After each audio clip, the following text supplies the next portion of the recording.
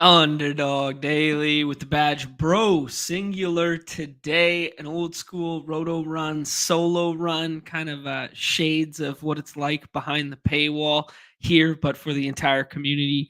Today, we're going to walk through NFL slate. We're going to walk through NBA slate. We're going to draft a whole bunch. I'm not going to lie, guys, I'm a little less prepared right now and a little underdrafted because I had a whirlwind of real life stuff happen in the last 24 hours here. It was my sister's birthday, got the family together, big celebration with that. And then on the other side of the family, I just became an uncle for the fourth time over. I got a baby niece now, unnamed yet, but she was just born like, I don't know, 30-ish minutes ago. So really excited about that. Get to meet her tonight or later on this afternoon.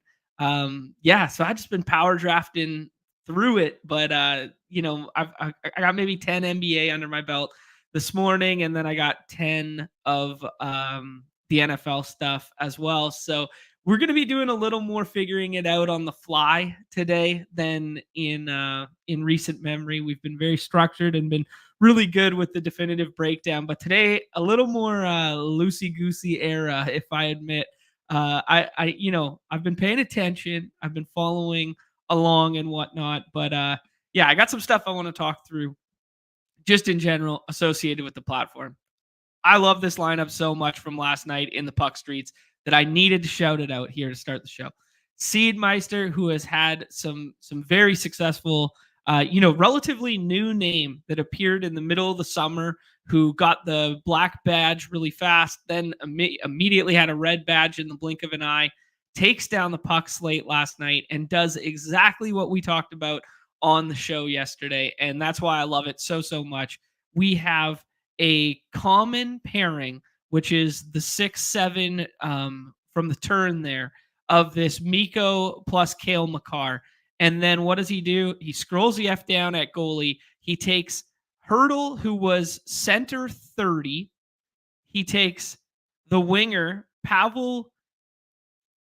I don't even know. Dorofiev. I'd never even heard of this guy. Wing 55 paired with it. He goes double D-men, which is something I don't usually subscribe to. But if you're going to stack up power play 2 with it, scroll the F down, add another defenseman, D30 added to this. And then the worst goalie, ended up being Dostal ended up being goalie 7. But, in this garbage matchup of San Jose versus Anaheim, go pick the Tendy that you want. I just thought this was a thing of beauty. And his first round pick scores 4 points for him. And he scrolls the F down everywhere else. I just wanted to, mad props for this one here. This is so cool. And this is something that, like, we know Seedmeister plays a lot of volume and whatnot on the site, but it's just something that, like, if you're only playing like 5 bullets or something, you got to try and get to like these dark corners of the internet like this. Like, my highest scoring lineup here was, Canucks scroll down. Besser was, not even that far, 24 at wing. Bedard was, 15 at center. So I didn't even scroll as far with, my highest scoring lineup. I scrolled with some of these other ones down here, but just wanted to bring it to everyone's attention that it's like, it might not be me at the top of the leaderboard there, but the thesis applies, right? Like, this is what, yeah, here you go. Yeah, this is exactly what I saw in my dreams last night. Star Tours is all over it. Like, it's a thing of beauty. I love it so much. The other one I wanted to hit on here was the basketball slate from last night. It always ceases to amaze me that we have 18,000 entries in this contest, and we don't get dupage at the top here. It's truly incredible. And this wasn't like any crazy GM. It just means that you were in a room with Nez, who took Randall over Jaylen Brown. And from the front end, he gets this exact same 3 combo that we were seeing, over and over again, was Randall instead of Brown, but he gets the Brown inserted in there, right? And then you get some sort of fall of Rui or Horford, right? Which is like not crazy because this 4 combo at the front, and yet there you go. There's your path to $10,000 just in the blink of an eye. So shout out Christian 1218. Just some interesting stuff that we were thinking through last night. Yeah, and love to see it just like come to fruition after we talked about it. Um, here you go. Egerson took down the crossover. Nez almost chased him down. I wasn't in the crossover last night. I didn't play any of the side contests other than the 100 there. So shout out to Eggers there. Mad respect. Love that. Yeah. So yeah, you need to get a little lucky on a 2 game slate run. Good, Rick alluding to it. Like, oh yeah, Rui at 24, like easy game. Like I had Rui fall in the last round like a few times there as well. But yeah, I do know what you mean. Like, but anyone playing at volume is going to expose themselves to something like this. But we got a 10 game slate today. Sorry, we got a 10 game slate today with some other stuff to pick through here. Yeah, and Nick alluding to the fact that Rui last pick was pretty common, to be honest. Yeah, because a lot of people were pushing up other guys. Like I was pushing up McBride. Yeah. Yeah, no, Ricky, I'm with you here. I thought McBride was going to go for 40 plus in the blowout run there as well. I just, yeah, he's tell me if I'm wrong here. Stop me if I'm out over my skis, guys. uh McBride is Jalen Green esque, where it's like, he comes off the bench, he could play like 25 to 30 minutes there if he jumps in the rotation. If he gets hot shooting, he's going to play longer. He stays out there, he scores a lot. But this is what we expected from old Jalen Green with Houston in the past, where he only scores. Is this crazy? Is this crazy? Nick, instantly wrong. Always wrong when it comes to the Knicks takes with Nick. Oh shoot. Yeah, I think maybe McBride's a little more complete than that. But in terms of scoring fantasy points. Okay, let's start with I was gonna start with football, but like that's a little more like evergreen and stuff. I think we should start with NBA and just hop in some drafts and stuff like this. I don't have any like crazy strong stances right now with NBA. I'm not gonna lie. We can go a little bit of the game by game stuff because there's a couple game environments that I think are like a little less appealing than they're getting drafted right now. Injury report wise, we had DeJounte Murray go through shoot around, so he was one of the big cues on there. And then Zion did not, and he's one of the Q tags on there. We've seen Zion not go through shoot around and then play in the past, I think, like last year a couple times. But yeah, man, I've been kind of a little bit off the Zion click right now when I was going through it. Yeah. Okay, let's actually look at the platform because there are just so many effing games here. Giannis 101, like just click it. This is now flipped. This Scotty is now flipped here. I think it's correct now. Scotty's fallen as far as like 5 in a couple.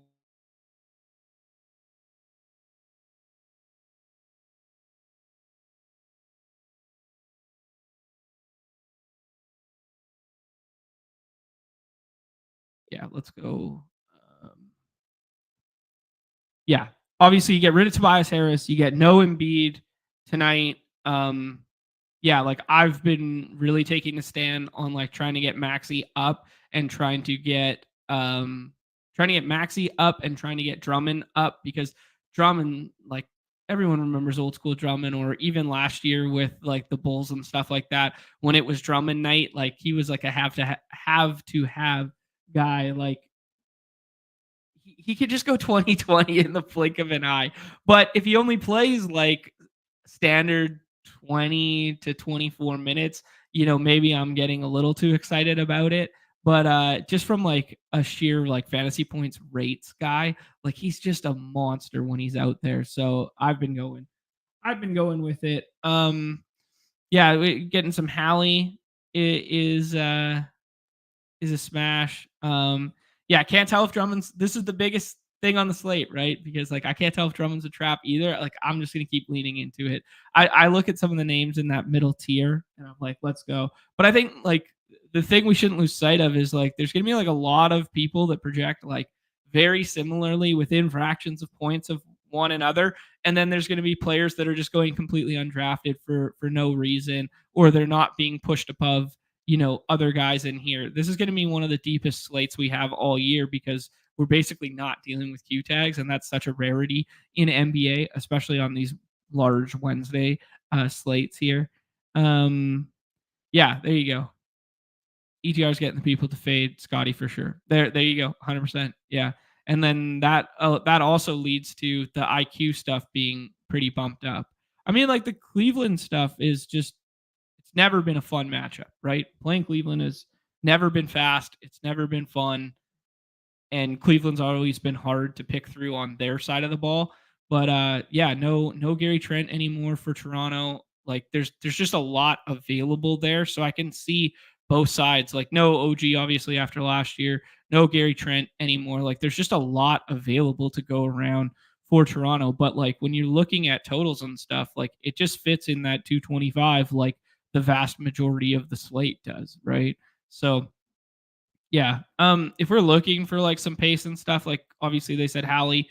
I can't remember who just said it in the chat there. Hallie smashed. Like, man, never Hallie. But I get it. I think the Pistons are a bit better. At least they got some professional ass basketball players now. Like they add Tim Hardaway Jr., they add Tobias Harris. Yeah, I think this team is like definitely a lot better than it was last year. But this definitely looks like the pace up spot of the night. As for now, like as for our understanding of how we think these teams are going to play. Yeah, this game looks like pretty pace up. Interesting to see the Hawks without DeJounte tonight.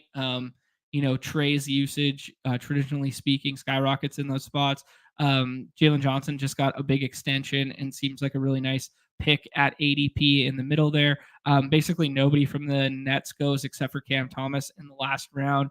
You could do crazier things than if you think Ben Simmons is going to get some backup 5 run and stay on the floor and play like 32 minutes or whatever. Simmons in the 6th, but it's so thin. Sorry, I didn't really hit on plays from the first game here. I'm a little bit trying to get overweight Siakam in that middle range there. Cade is fine at ADP, but I was taking, Booker ahead. So I kind of flipped those ones. Yeah. And then Jalen Duren in the last round feels fine as well, but doesn't feel like, smash click of the night.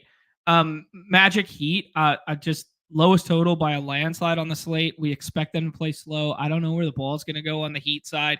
This feels like a classic, like Bam Butler, like 30 fantasy points kind of night. And it's just like, yeah, they might win the basketball game and they might win like 112 to 10 or whatever.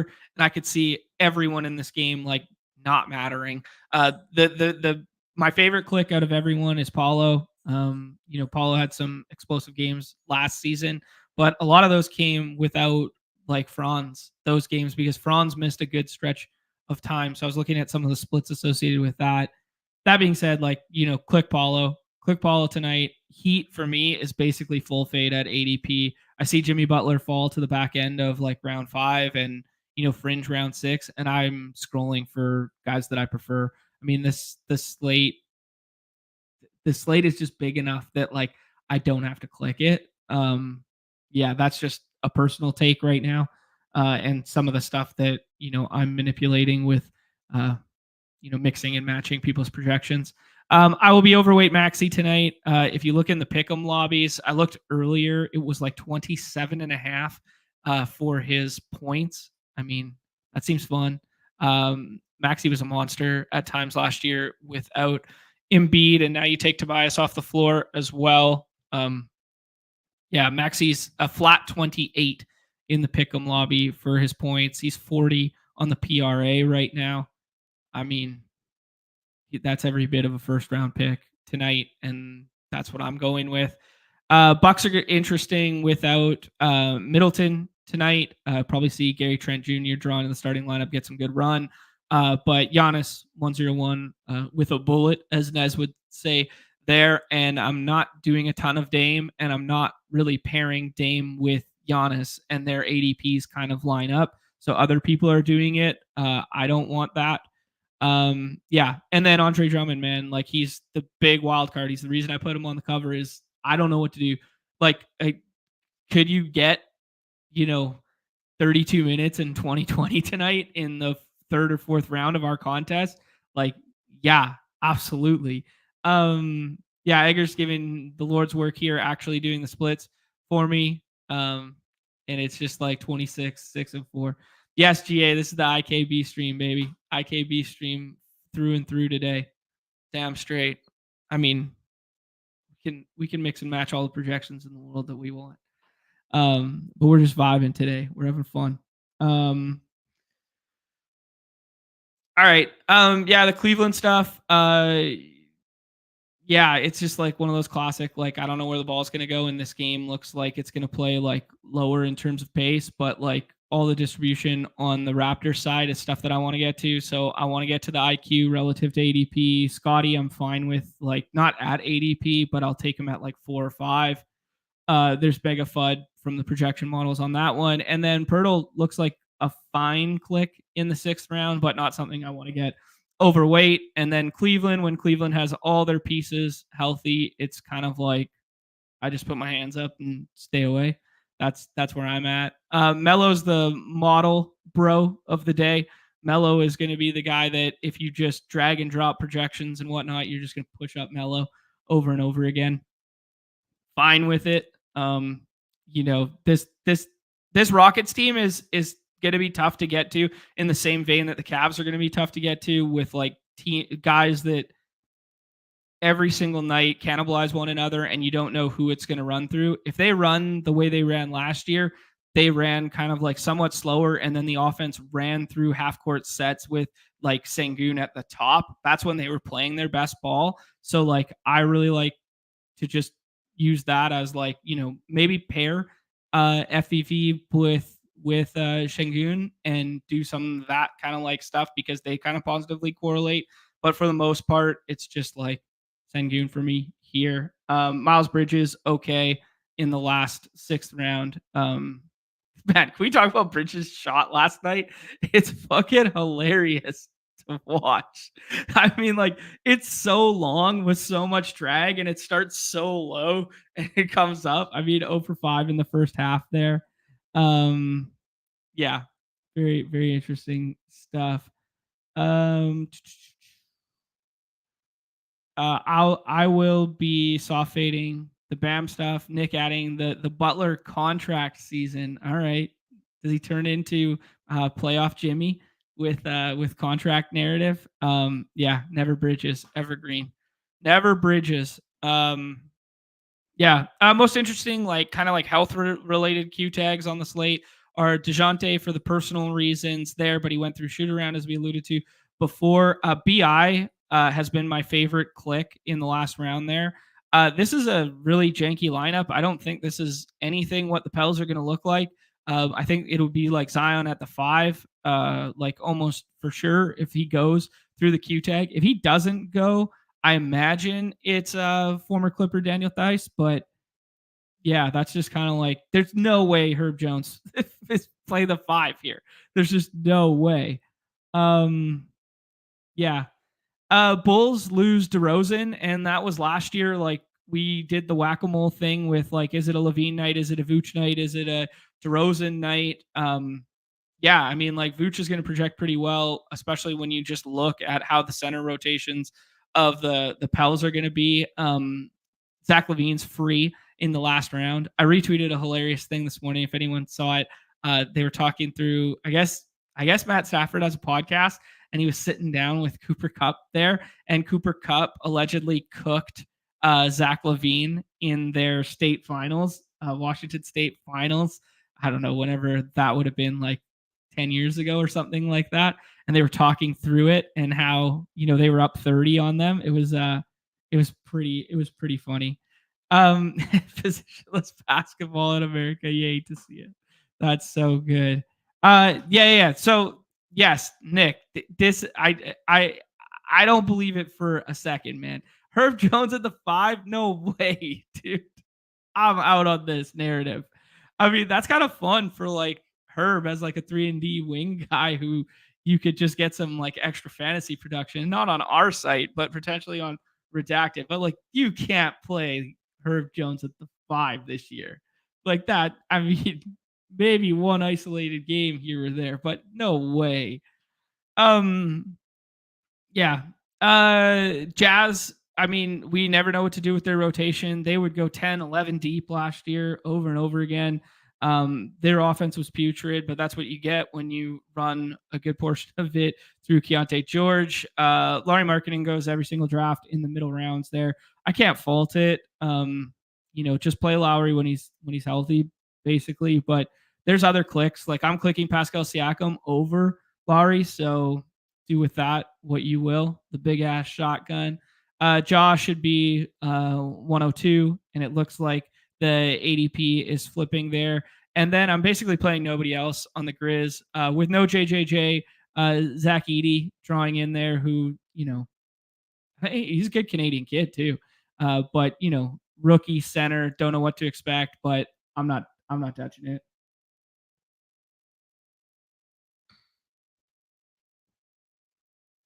Yeah. Okay. It's more like we don't have a center, and then they're just rolling full center minutes. Okay. Okay. All right. Um. Wow. Eggerson played against Cup all through high school. That's pretty cool. Let me know what you did against Cooper Cup. Yeah. There you go. There we go. Happy to report he put up more than Levine twice on Cooper Cup's dome.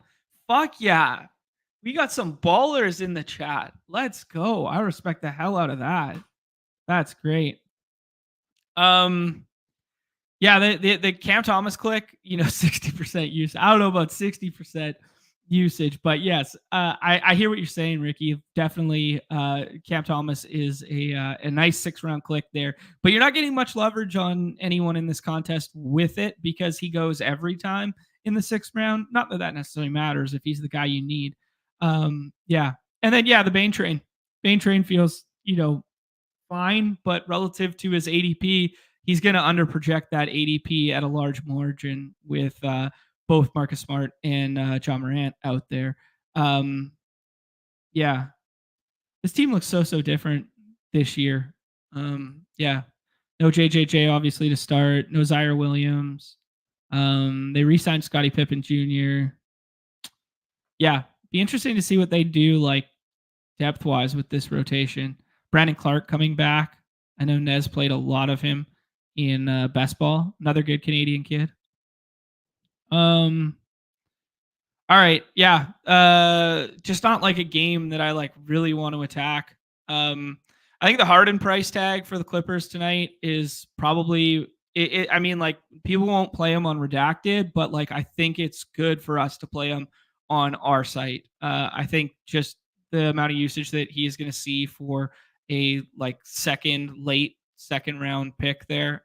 Go back to the platform here for half a second. Okay, he's pushed up now a little bit, so everybody else is catching up to that one where he's pushing up to the Maxi territory. Like I would play Maxi, Hallie, and Trey over him. I would play Mello over him. So maybe he's appropriately priced now. But when I looked last night, like he was down a ways behind Curry and that sort of stuff. So I thought that was bad. Interesting to see what happens with the Suns handling wise with Tyus Jones now. Like they tried that CP3 thing 2 years ago with,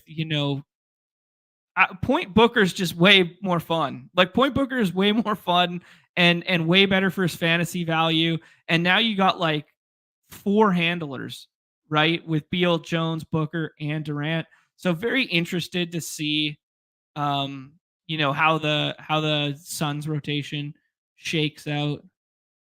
Yeah, very interesting. Yeah,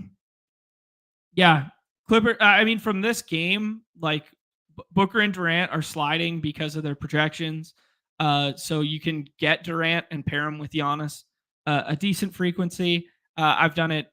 I'll do it a couple times, like just because it's Durant, and on any given night he can just pop off scoring. Yeah. Derek Jones Jr. on the other side, we talked about him a little bit, just in terms of like defensive impact, but yeah, nothing to be scared of.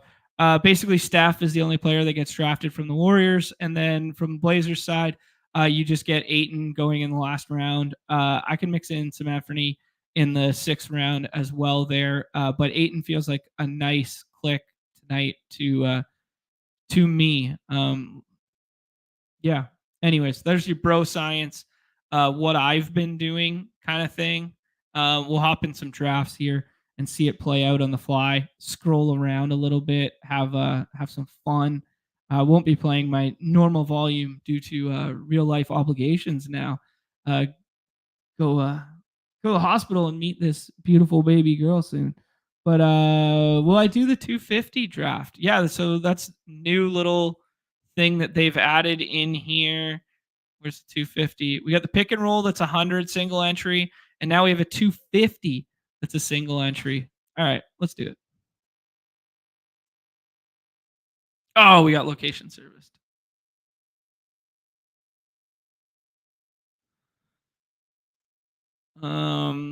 If we know we're not going to play a bunch of volume tonight, we may as well play the highest price point.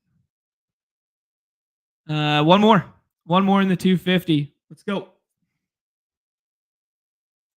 Who is going to pony up and pay the 250?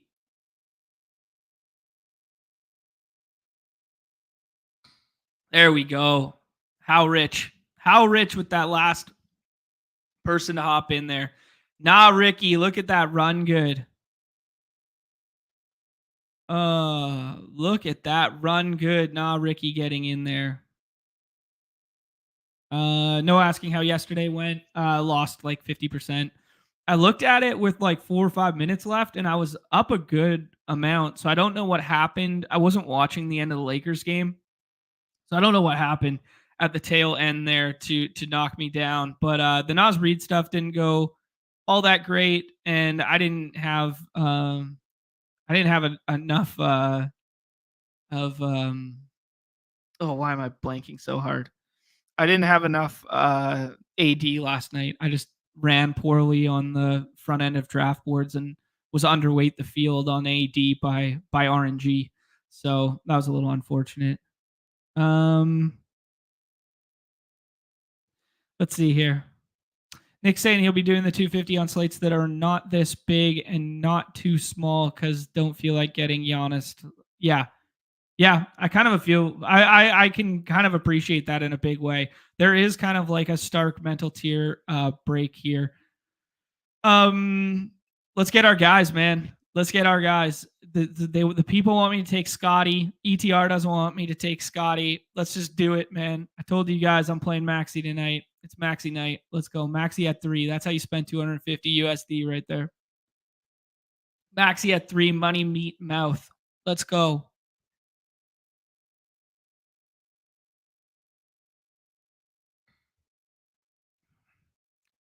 That's an absolute scroll.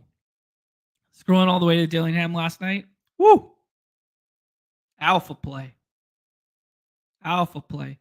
There's the LaMelo that we talked about. The projection models are gonna love LaMelo. Everyone's gonna push up LaMelo. I mean, play the shit out of LaMelo till he tweaks an ankle. That's just evergreen, man. LaMelo cooks. LaMelo's fun for fantasy. I mean, the Hornets didn't play as fast last year as they had in previous years, but a lot of that was personnel dictated, I think. Like they missed Melo for like a long time there. They missed Bridges for a long time. Not a long time, but a decent chunk of time. Yeah. I'll bring up the board. I'm sharing like a fish. LaMelo goes there. Scotty falls to 5, which is becoming kind of like the new norm. The projections are out. I saw Scotty go at 1 a couple times earlier. Yeah, probably not for me. Jazar bleeding the clock as he tends to do. Hallie comes back. That's a nice start with that mellow Hallie one there. This feels like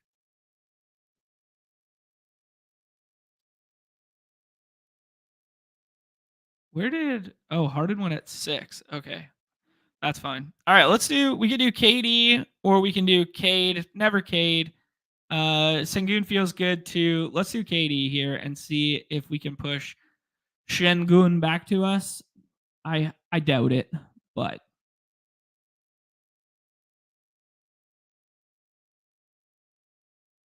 Wow. Wow. Drummond at 13. My big secret plan is out the window. We were going to pair Drummond and Maxey together. This was going to be so fun. We were going to have a great time. And now we're caught with our pants down. Oh, that's brutal. I don't really want to put Booker and Durant together, so let's take Vooch. Vooch cooks non-existent 5 for the Pels. Yeah. Drummond at 13 is a bit silly, but I do respect it too. Yeah. I respect it. Paulo at 16 there.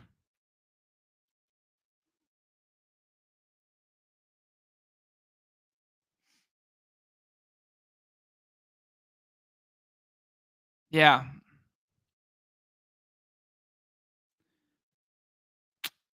Imagine ripping the cover boy from me in a 250 draft on stream. What are we doing? Dame Lillard, IQ. Booker goes at 19. Interesting. JPB taking quickly first. And I don't know that he's auto drafting, but I know he auto drafts at a good frequency. So interesting to just see like that's how he has IQ ranked effectively. Learning a lot out here, kids. Like you can't get Andre Drummond outside of 13 anymore. Time's done changed. Mobley goes. I don't really know what to do with that game tonight. Not touching Zion there. This is Siakam like by a decent margin for me, I think. You could twist my arm into pushing up DeJounte because we think he's going to go tonight and you think Zion's not, and like, talking yourself through something like that. But if we want to do something like that, I really like the BI click in the last round.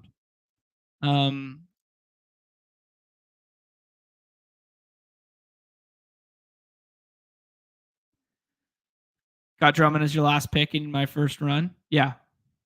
Yeah, that's a beautiful thing. That's a beautiful thing. 6th round Drummond. Like if I could pinpoint my build that I think would win tonight in the $5 contest, 6th round Drummond would be it. Maybe IQ in the 5th, Drummond in the 6th. Wow. Okay, Laurie goes. Jalen Johnson was the guy I hoped would come back to us here. I don't really like this tier at all. Let's start scrolling for my guys. Okay, let's take BI. I think BI is a good click tonight. I've been taking him in the 6th, but this is get your guys season in a small field event here. We're trying to create some leverage out here. Prefer the Zion BI swap? Not in my lobbies. Not in my lobbies, J-Habs. BI's on my team. But yeah, I hear you. I do feel that. If you take Zion and then BI doesn't get drafted at 100% frequency, that's a really clean swap. Absolutely.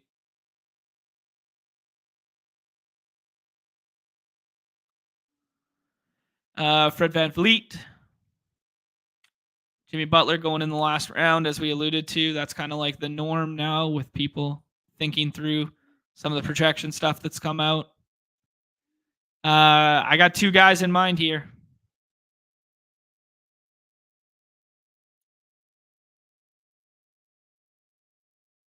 We're scrolling.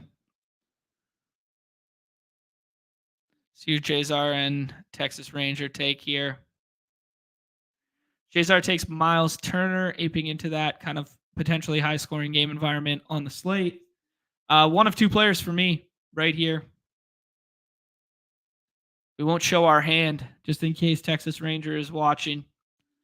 There was one of them. Cam Thomas was the guy that I probably wanted most out of this. Now I think it's kind of like a conversation between Ayton, Levine, and Bridges, and I'm going to take DeAndre Ayton. DeAndre Ayton, a guy I've been clicking in the 6th round a decent amount. This is get your guys season out here. Yeah. Bridges goes there. We'll see who Ricky takes here. If we can pop it out really quickly. All right, there we go.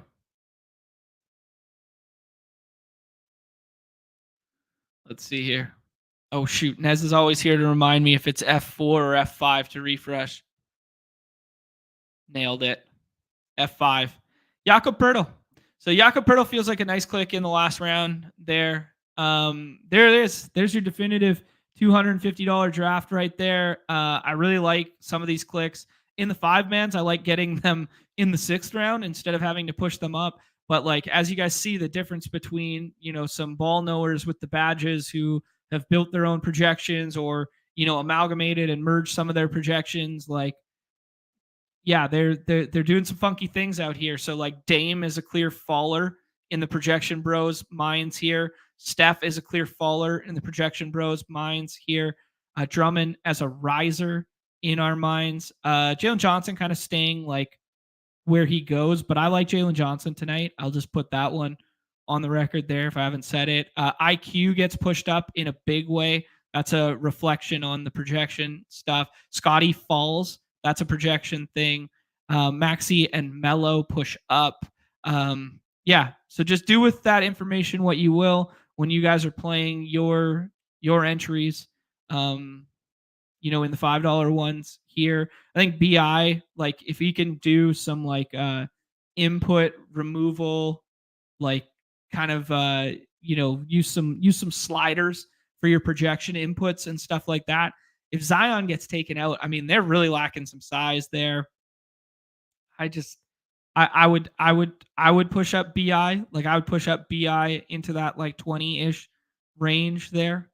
Yeah, interesting stuff.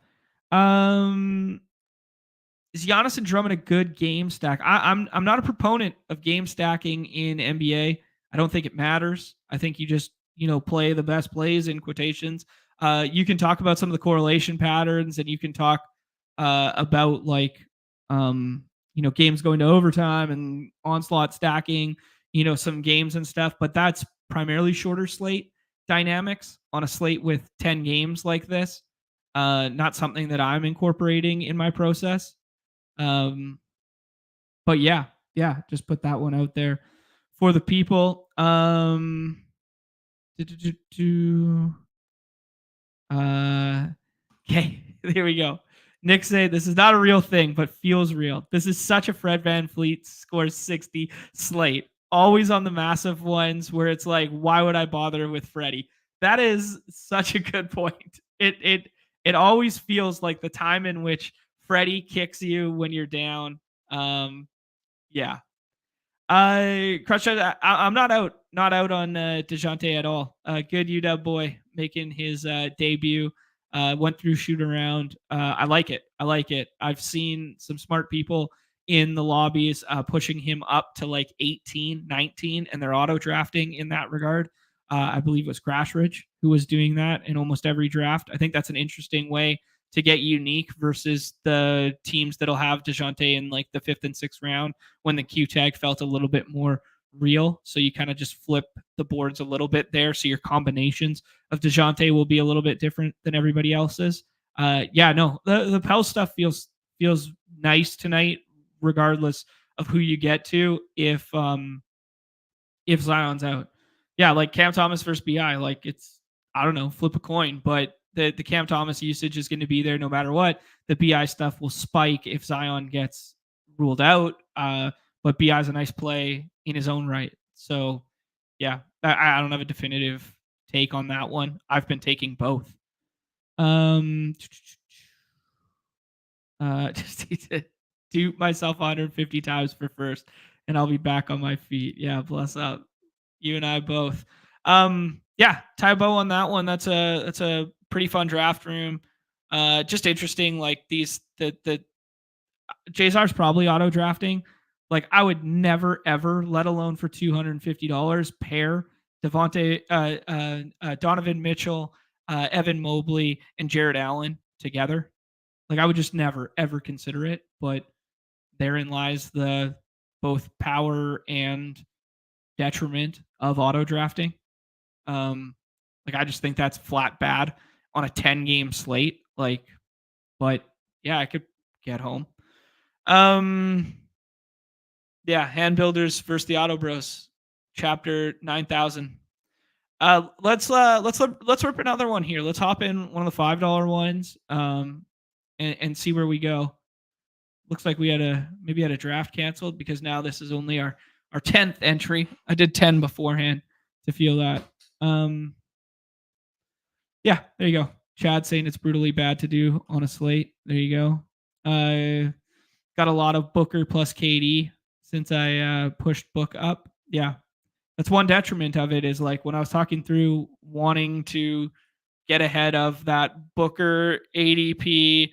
Like I like Booker over here more than Dame, more than Steph, but then you're going to end up with KD pushing together because a lot of the projections are going to tell you to take Cade over KD, or they'll tell you to put him adjacent to, but definitely put Cade up. So yeah.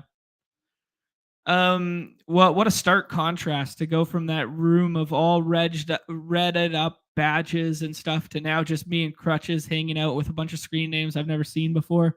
$5 lobbies versus the whatever.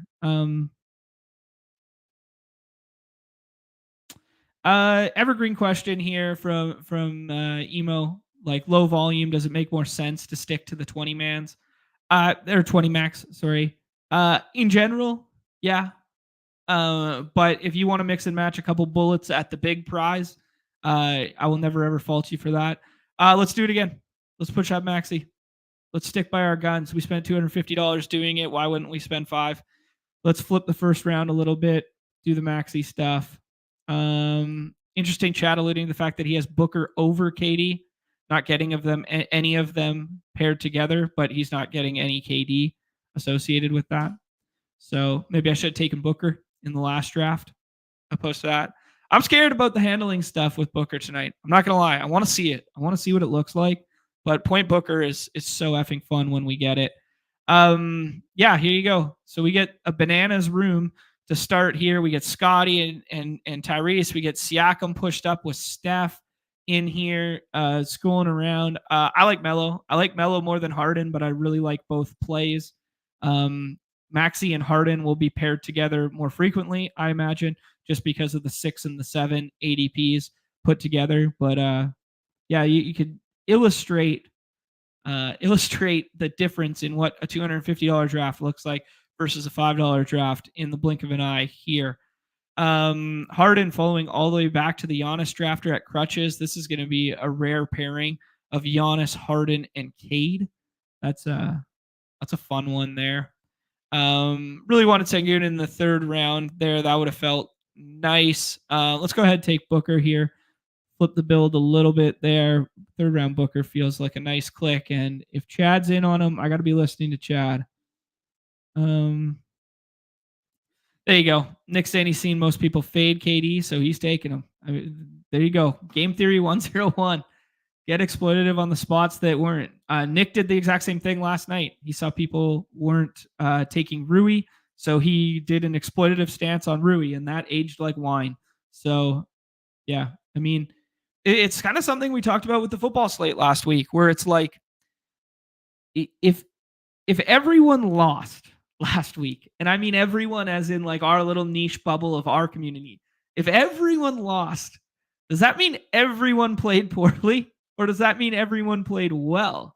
Or does it mean like, because in theory, someone should have been smart enough to deviate and pivot from the macro strategy that every player was sharing, right? Let's do a little scrolling here. Pass on the Zion stuff. I think there's a good chance Zion plays tonight, but let's just go ahead and pass on it. Let's take Jalen Johnson. I alluded to how I like Jalen Johnson tonight. Drummond went right in front of us. We were trying to do a little bit of the Drummond Maxi stuff in the fourth. I think they pair well together. Nick said he drafted 60% OG and only had 17% AD, so you're cooked. Yeah, exactly. So you can be right on a slate and still be wrong by some of the other moves in which you make. Just kind of evergreen. Crutches auto drafting an absolute GM for the projection stroking bros. Yeah. Okay, so we could take DeJounte here because if we knew there was no Q tag, he would probably project in this exact same spot here. There's your Cam Thomas pick going before. I think I like IQ over DeJounte though, and takes a little bit of that variance out. Let's take IQ. The variance in being in, DeJounte doesn't play full minutes in his very first game after having the Q tag all day.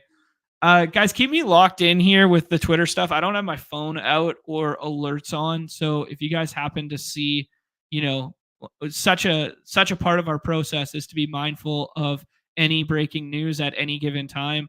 A little less applicable on a slate like today's early in the season, but just make me aware if anything happens on the Underdog NBA stuff, please and thank you. I know the most recent thing was just like a Tim Hardaway Jr. probable tag. Like, I don't even know why a designation like that.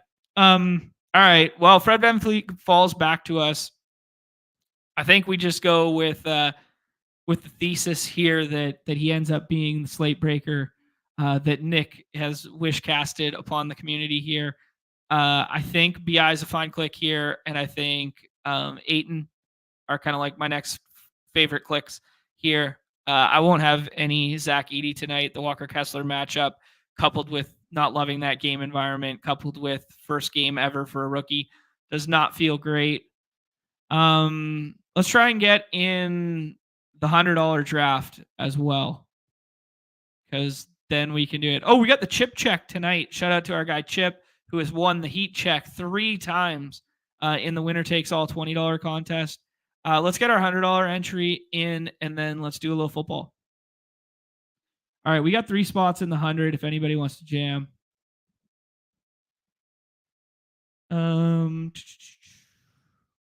Got 2 Giannis Sengun plus Cade starts from last night. We just saw Crutches get a Giannis plus Harden. Chad saying that seems insane to him. Yeah, I mean that was definitely a GM on stream there. Yeah, Kobe Short saying talking back about the NFL slate there. That Gibbs didn't really get more usage than normal. He just housed a 50-yarder, and then yeah, it's interesting because we know how good they were on the ground all season long, right? We've talked about how good that team has been on the ground. Then we talked about, Jahmyr Gibbs. The thesis was always like, yeah, he warrants his price tag as an early second round pick in BBM, but then he could also be an absolute ceiling season breaker if Demont went down. And what happened in that ball game? Demont went down for a bit. And then all of a sudden he gets, maybe not a ton more usage, but he gets an extra, handful of carries and he houses one because of the talent level, right? So yeah, I don't know. Maybe it was a little too insane to be fully off of Gibbs, and almost everybody in our community was, because you could scroll and you could get Jordan Mason instead. You could get, insert other player instead. Dynasty Insights asking what the GM means. It's a stupid thing I created 2-3 years ago now when we first started drafting these games. And if I got a combination that looked unique at the front end of a draft board, irregardless of sport, I would tweet it out, and I would tweet out a picture of the morning walk in which I was on alongside it and just say GM on behalf of myself and Underdog. That was kind of just a stupid little thing. It stemmed from, the crypto markets of 3-4 years ago, where, community would just offer GM to one another. And yeah, there's still plenty of bots out on the Twitter device there that auto respond or auto like when I put out the GM. It's a pretty funny bit for an audience of one, aka me.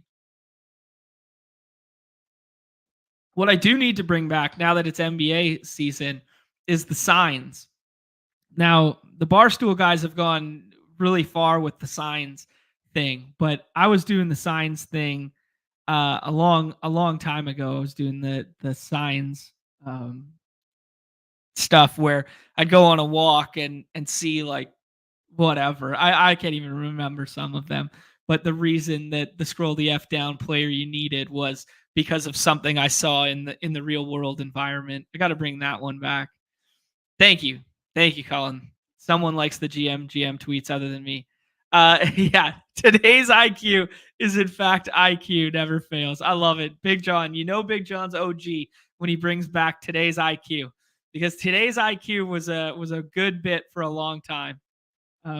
Yeah, that was reference to my favorite scroll the F down in the 6th round for a given slate would be who's today's IQ going to be, and oftentimes today's IQ was in fact Emmanuel Quickly. It was yeah, it was a good one there.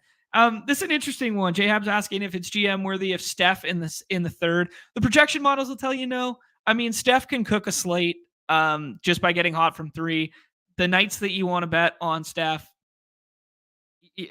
are the ones in which they're missing, other shooting weapons. And now we got no Clay forever. So I'm very interested to see what Steph looks like. The last couple of years he's had to deal with, Jordan Poole just pulling up from wherever, or he's had to deal with, Clay being the hot hand in the corner over and over again.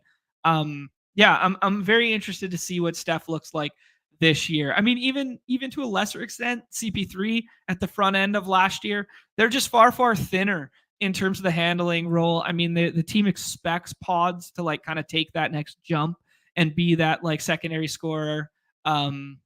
Yeah, I'm very interested to see what the Warriors look like tonight because Kuminga last year was like a hot pick in the double dribbles, and people like, oh yeah, he's going to take that next step. He's going to be part of those starting units. And then all of a sudden they started running out weird groupings at the start of last year with like CP3 on the floor in the starting unit and not running the second unit off the bench kind of deal. And then, things just got murky. So I'm really excited to see what like Steph handling plus Steph just getting his own shots all the time, plus Kuminga and Pods starting looks like. And then obviously, you add in the 5 stuff with like Trace Jackson Davis being like a solidified starter at the 5, and they're not playing like that small ball in quotations style lineup anymore. Well, you'll still see a lot of it, but at least starting, you won't see it this year with like Draymond at the 5 kind of deal. So I'm just very interested to see what that team looks like overall. I think the DeAnthony Melton pickup for the Warriors was kind of underrated in terms of like people aren't talking about it a whole lot. Yeah, it's same thing with Buddy Hield, like same deal. Yeah, there you go. Sags in the chat. Buddy Hield as an insurance policy as well. Yeah, I think Steph's fine tonight in the 3rd. Don't love him in the 2nd, and you're kind of alluding to the same thing. Yeah, like I'll take him as like player 15. I think I would take Dame ahead and Booker ahead, but I'll take him as player 14 or 15. Nobody wants to spend 100 USD with me and jump in this draft, so I'm not going to wait anymore. That was about 5 minutes we waited on stream there. Let's rip one last $5 hoops days here just to feel something, and then we can kind of do. We'll talk through the NFL slate at nauseum, both on Friday. I'll do the primetime Palooza tomorrow behind the paywall. But I'll do kind of like a semi deep dive, the bro science deep dive comparative to how I just did the bro science version of NBA. As I alluded to, had a lot of stuff going on, last little bit. So I was a little underprepared relative to usual. We got 200 of us hanging out though. Do us a favor, hit that like, hit that subscribe, that notification bell. 2 p.m. Eastern every single day, other than Fridays, which is 2:30 p.m. Eastern. We are here. One of us at minimum, both of us at most, and we'll be hanging out. Actually, not at most. We've been bringing on some guests and stuff. Love to run it back with Hayden as soon as he's back from some of the mat leave stuff. Yeah, I talked about getting a guest on today, and I did try for like 2 or 3 messages a couple times, and then I was just like, you know what, I got too much stuff going on last 2 or 3 days here. I was like, I'll just do the solo run and we'll go with there. Jaw is the new pick at 2 here. Let's just take Jaw. I mean, Jaw's ceiling is undeniable, man. It's undeniable. We've seen it so many times. Let's introduce a little bit of that ceiling. If there's any ceiling on the slate that can match Giannis tonight, who do we think that is? Who do we think the ceiling that could potentially match Giannis tonight on opening night could be? It's tough, man.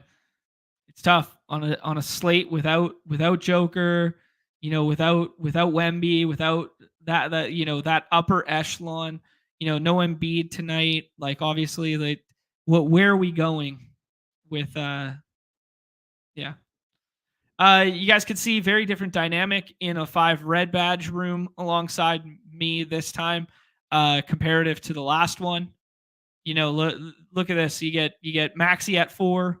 We took Maxi at 3. Melo goes all the way at 6. We paired Maxi and Melo together last draft.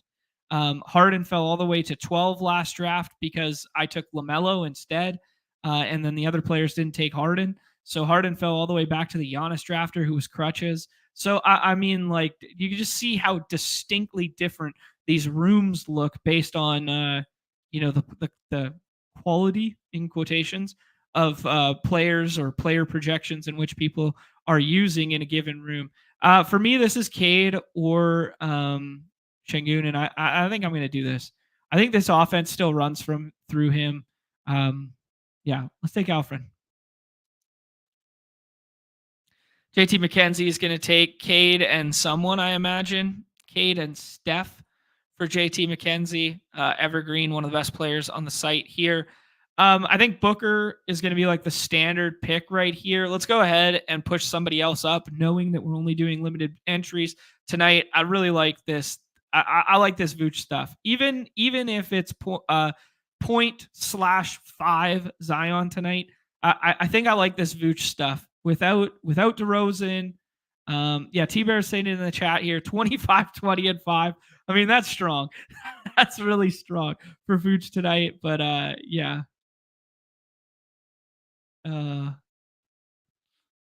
Research saying he got in the same draft and didn't mean to. That's funny. Here, Chad, always providing me some data with my bro science takes here. Is Steph is 1.29 fantasy points per minute without Clay last year. So that does bode well for Steph. Bodes well for Steph. Like that. There you go.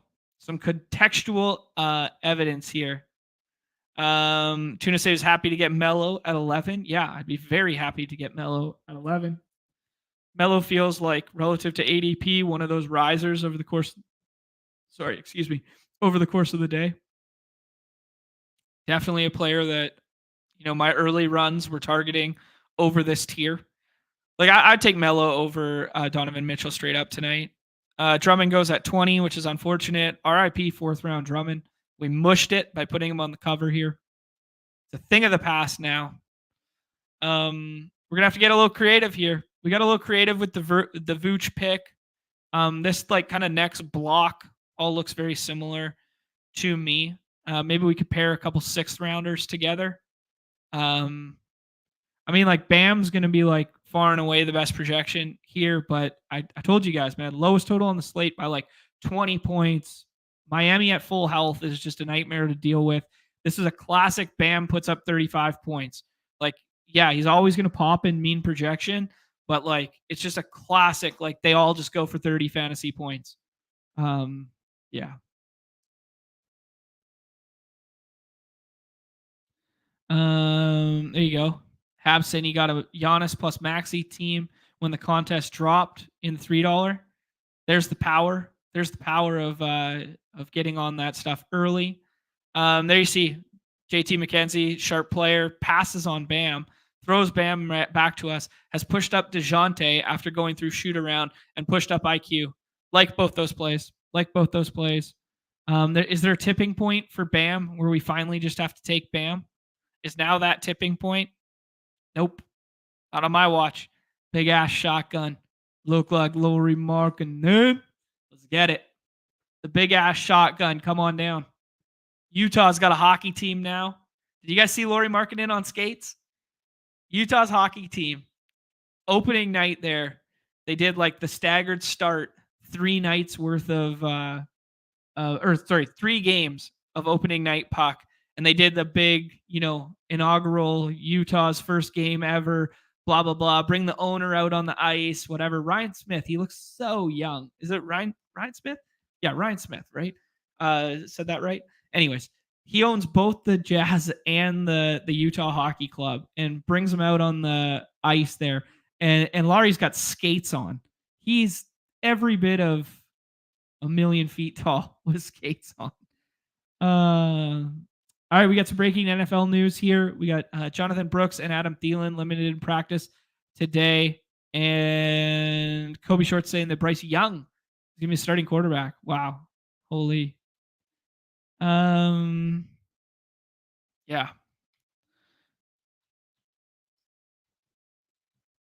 Do do do.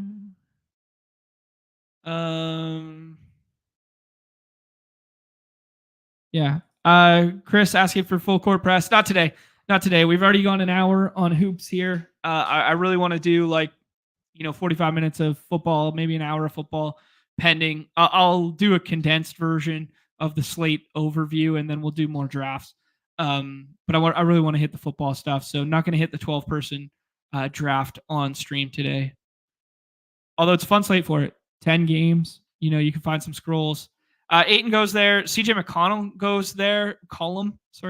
Goes there. Zubac, a guy who's going to pop a little bit in projections comparative. We get the Fred VanVleet fall. We could pair him, which is like a decent pairing, I think, with Şengün here. But let's take Cam Thomas. Let's take Cam Thomas for the stream here. I said I was going to pair some later round guys together. We pair ADP 27, 24, and 34, and we took an ADP 19 at 14. So hopefully get some sort of unique combinatorial ownership there. The hurdle scroll, man. We talked about it right at the start of the show there. Brought up that lineup on stream that it was just so beautiful. So well done by the Seedmeister there. So good. Beautiful. Okay, cool. This is here you go. GA saying I was surprised to see him on skates. Didn't think the team would allow him to do that.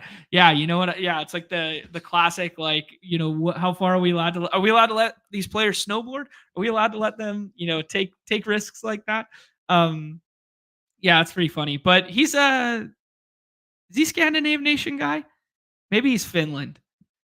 Where's Laurie from? Because they grow up playing some puck out there, obviously. So, if he's Finnish, it checks out that he can skate it a bit.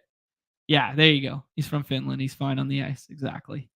There you go. Hawks a real Q tag for tomorrow. We'll talk through the primetime Palooza slate there. He was limited in practice today, so I think that is a big one there. Weird rumors going on about like a Stafford potential trade to the Vikings, and they're playing the Vikings tonight. I don't know. That was bizarre. I didn't believe that for a hot second, but I did see that one. I didn't see that one going around.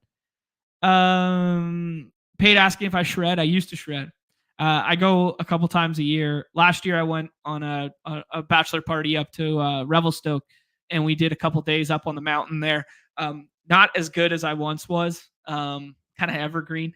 The knees aren't that great, but I used to be a decent snowboarder, and I was a way better skateboarder than I was a snowboarder. Like if you give me a board right now, I could still hit kick flips, heel flips. I could still skate it around, but the snowboarding stuff, I don't know, kind of caught up with me. I'm a little more timid than I once was. I might have to take up skiing in my older age. I used to hit Grouse Mountain all the time. Grouse Mountain was great for the night riding stuff. Like, beautiful up there. One of the best views of Vancouver you could ever get is when you go up on the mountain and then you look back over the water and over. Yeah. Good. Yeah, Davis has got the skateboard behind him in the stream there. He can kick push for sure. Yeah, Davis probably way better than I ever was. All right, let's do this. Let's go. Just hit up the local park yesterday. Ooh, there we go. Chris from the North Shore. Shout out. Nice. Right on. All right, let's do this. Let's jump away from the platform for half second. Actually, you know what? Yeah. Oh, yeah. Let's do it. Let's just look at the game totals. the overarching, that sort of thing. Rapid fire. Uh, does that look good on the screen? Okay, cool. Baltimore and the Browns. It's confirmed that we're going to get Jameis. A lot of people were talking that they would go like DTR or whatever. Yeah, it's confirmed now. We're going to get Jameis, which is pretty fun for fantasy because if we go over to my guy Sam Hoppin on the charts over here, this is defensive explosive play rates allowed year to date passing. Ravens down there, 32nd in the league. They have given up the most opposing explosive plays classified as 15 yards or greater against them. So pure pass funnel in the Ravens, and getting a little YOLO ball Jameis on the other side. That makes me pretty interested in some Njoku, maybe some scroll the F down Jerry Jeudy, because, you know, the wide receiver position this week on Underdog is very thin comparative to the running back position. I got an absolute GM this morning of Saquon Barkley and Breece Hall paired together from the 6 hole. And I don't even think it's that crazy because I think you need to prioritize some of the wide receivers early, because the drop off, you know, just in terms of some of the spots we like, we're going to have to get creative at the wide receiver position. I think quarterback's very deep. I think running back is very deep. And then I'm very concerned when I look at the wide receiver position late. Here, go back to the platform for a half minute. I will share Sam's tweet. I think I retweeted it earlier there, but I will share Sam's tweet in the chat with everybody there so you can hop around his charts. Just a staple of my process, guys. Like, I actually just wanted to talk about this macro because I haven't actually been able to fully do it all this week. Just, you know, I'm going to get to it kind of deal, especially with NBA starting and stuff like that. But the stuff that I've been thinking through or love to think through, Hayden's charts on the Underdog Network. That is these bad boys with the expected stuff here. Beautiful charts he creates every single week. Talks about some of the defensive stuff. Recaps, you know, the pass rate over expectation. That Jets one looks really bullish when we saw them in some trailing scripts, coupled with the coaching change, coupled with the fact that they now have Devontae Adams. So drop that one in the chat too. So, you know, some of the stuff I start with: Hayden's charts, Sam Hoppin's charts, ETR, some of the pace stuff, you know, some of the pace metrics. We'll talk about some of those pace up game environments this week, some of the overarching total stuff. This is all the stuff that I'm looking through before projections, you know, come out, how we can kind of get a little bit of an edge here. And then I gotta talk about you know, the utilization report on Fantasy Life, another place that I go to see, you know, hey, everybody's enamored with the fact that Mark Andrews scored 2 touchdowns. Yeah, well, let's look at the utilization score. Let's see what's going on there. Oh, only 16 routes. Okay, yeah, maybe not so much. So just some of the resources that I like to get, you know, early started on there. Car Park, thank you so much. Can't wait to meet her this afternoon. And I owe you a message back. You messaged me yesterday and I forgot to respond. So yes, thank you. Oh, and look at this generosity. Car Park out here gifted out 5 Badge Bros memberships. Mad respect. Give Car Park some love in the chat there if you were one of the recipients of said membership. Okay. Yeah. Very interesting spot here for the Texans to have a high implied team total. Looks like a spot that looks like they can get their passing game, you know, back on track right there. That looks like a spot, a get right spot. But can the Colts do enough to push game environment here? If the Colts were a serious football team, they are 4-2 right now. This is a big divisional matchup for the front of that division, where the Texans are 5-2. You know, why wouldn't you just start Flacco? Looks like Jonathan Taylor practiced today, could be back this week. I mean, I know you don't want to like hemorrhage the future and what you did with Anthony Richardson, but Anthony Richardson has been flat ass bad. He has been literally one of the worst intermediate passers in all of football this year. We're talking down at the bottom with Minshew, Deshaun, Bryce Young, like that kind of tier bad when it's come to, you know, intermediate passing attempts. It just, yeah, he's just been deep ball or bust, and they can't generate anything else. Goodson looked nice. as a potential like scroll the F down at running back if Jonathan Taylor can't go. Tank Dell dropped a touchdown in the end zone there. He had 4 targets. 2 of them were in the red zone. 2 of them were in the end zone. So kind of bullish for a bounce back spot for Tank Dell in the 6 persons. Took him a little bit there. Packers passing offense is absolutely humming right now. We've seen Romeo Doubs return to like this X style role there. Tank Bigsby, there's a lot of coach speak on the other side of the ball there with the Jags. A lot of coach speak that Tank Bigsby, that Travis Etienne will not lose his job because of an injury. That's exactly what Doug Peterson said. I don't know. Tank's done enough. He led football in carries last week with 26. He's an absolute zero in the passing game, but he will be a decent running back scroll. Though I am Packers defense respecter, but Mixon ran all over them last week. Here we go. All right, cool.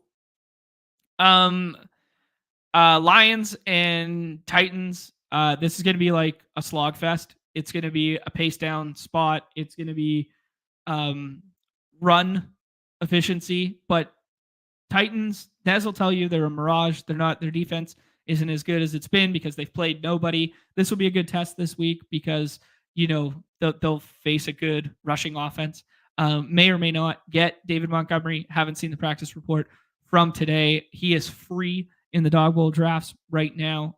Something to consider, but this is what we would consider a better spot for the passing than the run. So like Lions passing just got a little more condensed with Jameson Williams being suspended for 2 games there. So maybe we see some Tim Patrick. Maybe we see, it's a scroll, but I don't know. Does that open up something for Laporta, who everybody's left for dead now that JMO's not out there? There's not much overlap in that role and or skill set, but just things to think through. This would have been one of the most fun games on the slate of the week, Atlanta versus the Bucs, but unfortunately we lost all the Bucs wide receivers. But Cade Otton looks like a decent pick in the 6 persons as a scroll at the tight end position. He had 10 targets last week there. Bijan in a trailing script. The role looked so good.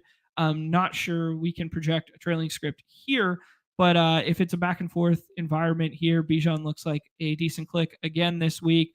3-headed monster in the Bucs backfield.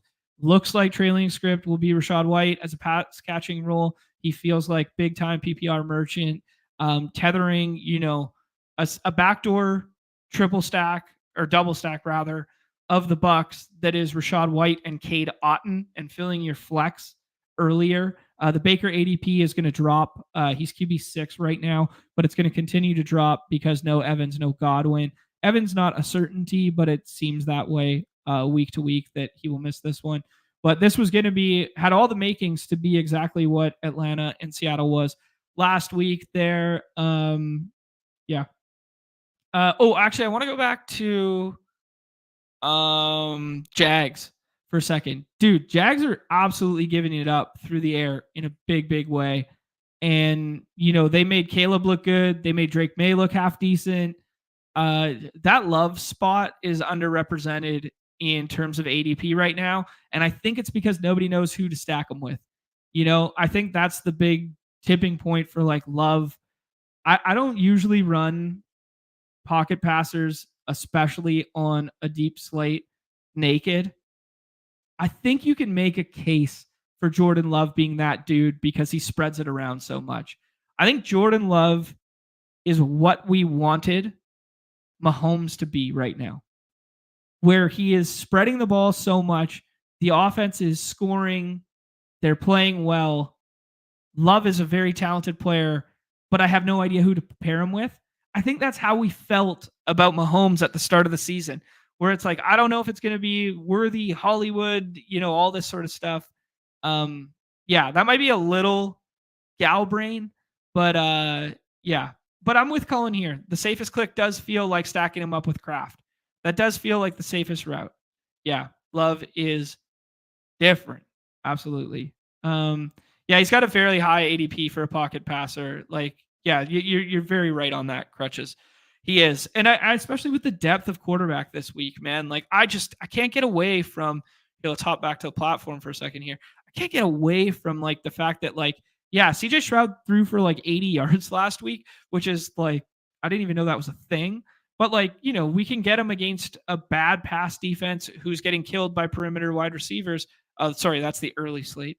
And he's QB 11. Yeah, QB 11. Yeah, I mean, I'm not saying play a ton of CJ there, but like, man, I kind of like it. I kind of like it.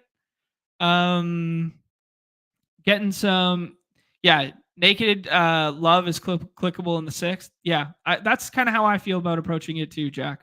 I feel like that.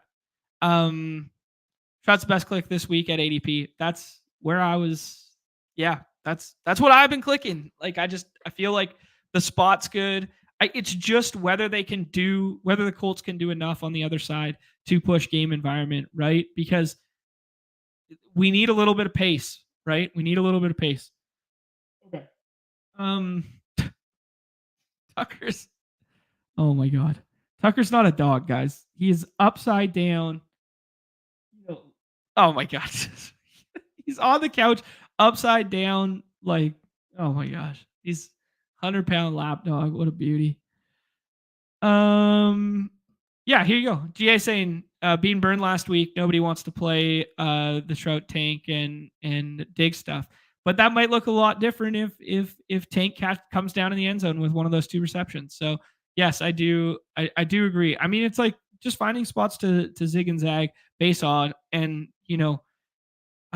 Drake May threw for 250 almost yards against them. And the week before that, Caleb threw for 4 touchdowns and 230 something yards against the Jags. So it just feels like a good spot for the Love one there. And then the Shrout one, we've talked about Colts ad nauseum getting cooked by perimeter wide receivers. Yeah. All right, let's go back to just some of the game stuff here. Yeah, Jets pass rate over expectation stuff from Hayden's chart there have been, way more pass heavy, and Brees as a rusher has been way more concentrated and consolidated than with the previous regime. They're not mixing in Braylon Allen as much. So that's bullish for Brees. Brees goes in the first 3 picks every single time. Garrett Wilson and Devontae Adams are, free in quotations in the 6 persons because they go in the 5th, sometimes 6th round over and over again. So just interesting stuff there on a macro. Bengals were leading the world in pass rate over expectation. Chase goes in the beginning there.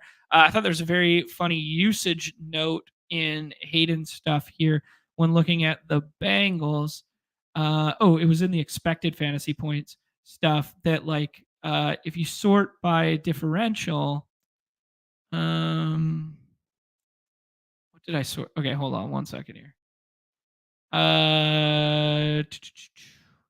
Yeah, there you go. Okay.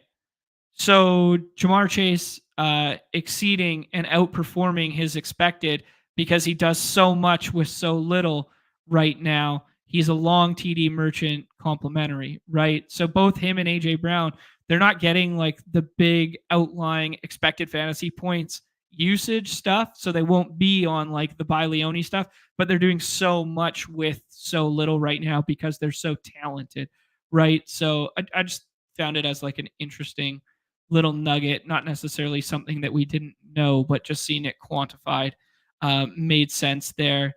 Yeah, fun game to get to in terms of Eagles Bengals, like just in terms of football standpoint.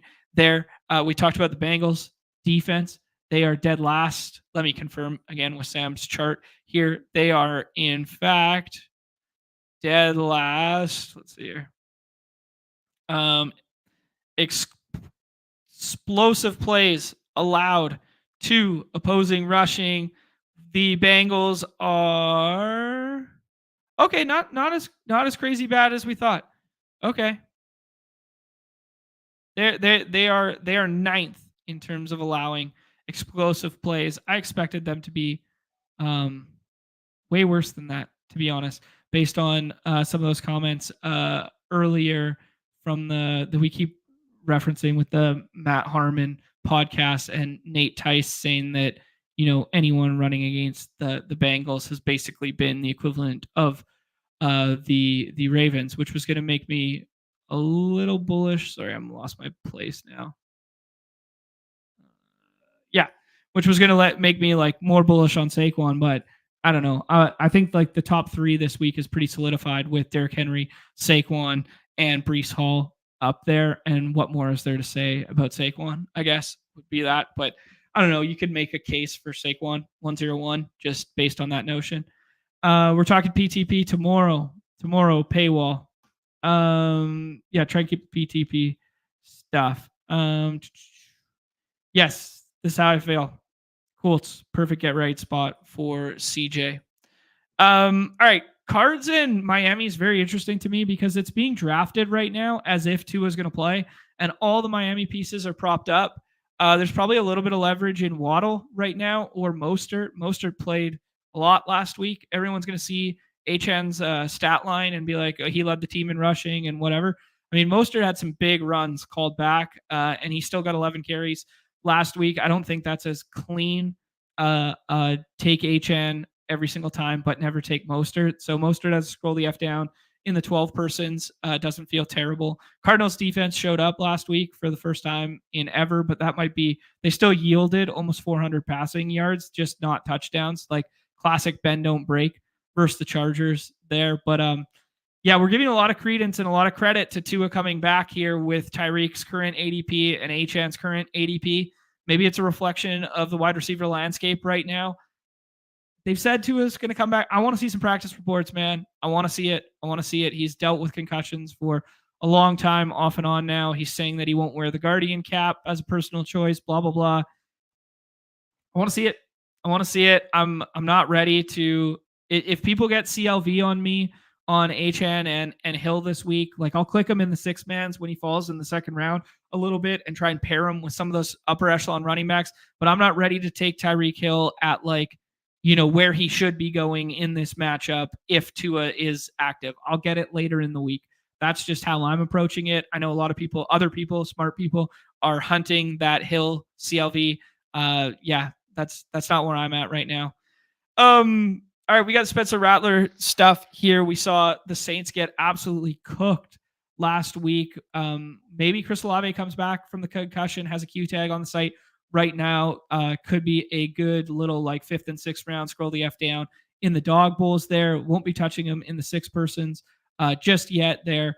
There was an interesting nugget of basically personnel usage and flippage for the Saints in terms of 11 personnel, but I think a lot of it had to do with the fact that Taysom hasn't been there the last game and a portion of the previous one.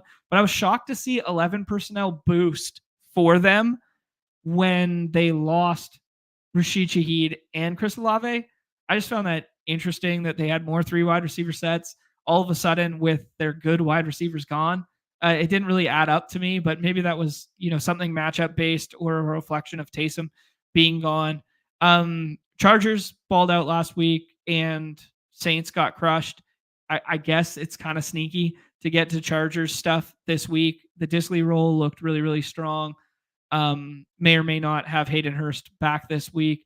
J.K. Dobbins, kind of like a buy the dip after, everybody wanted to play him last week. And then, he doesn't get there last week, as in the Primetime Palooza. Then he doesn't get there. And then now you buy the dip in the 6s and 12s. Yeah, seems fine. But a spot that I'm going to look more into as to like why the Saints got cooked last week. Yeah, but they definitely got cooked on the ground by Javonte Williams. So J.K. Dobbins as a scroll pick this week in 6 persons and is firmly in play in the dog bowls there. Yeah. Bills and Seahawks, man. This feels like a fun one. This feels like a potential shoot it out spot. This feels like a potential pace up spot of the week. This feels like, circle the calendar game of the week one for me. Josh Allen all of a sudden has some intriguing stacking partners. We saw Keon Coleman go for 125 yards now that he had somebody else running routes alongside him. I will mention that Amari Cooper, he had 1 drop and he didn't play a full allotment of snaps. I think it was only, I don't want to be wrong, so don't quote me on it, but I think he was targeted on 40% of the routes in which he ran. So if we look at Amari Cooper's line from last week, I believe it was 4 catches, 60-ish yards. Let me fall back on this for 1 second. I want to get it right for you guys. Game logs. Amari Cooper, yeah, 4, 66, and 1. Keon Coleman was 4, 125 and 0. And then Khalil Shakir was 7, 65 and 0. They lost Dawson Knox. Ray Davis scored a garbage time touchdown. James Cook scored a touchdown on one of those early drives, and then they kind of like took their foot off the gas with him later in the ball game and let Ray Davis and Ty Johnson play a little bit more. Ty Johnson had a touchdown as well, a receiving one. I will just say here, okay, team targets last week.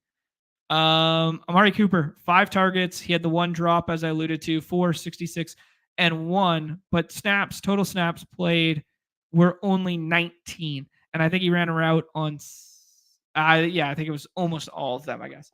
So just putting that out there that like there's more for Amari Cooper than what we saw last week. That wasn't the full output.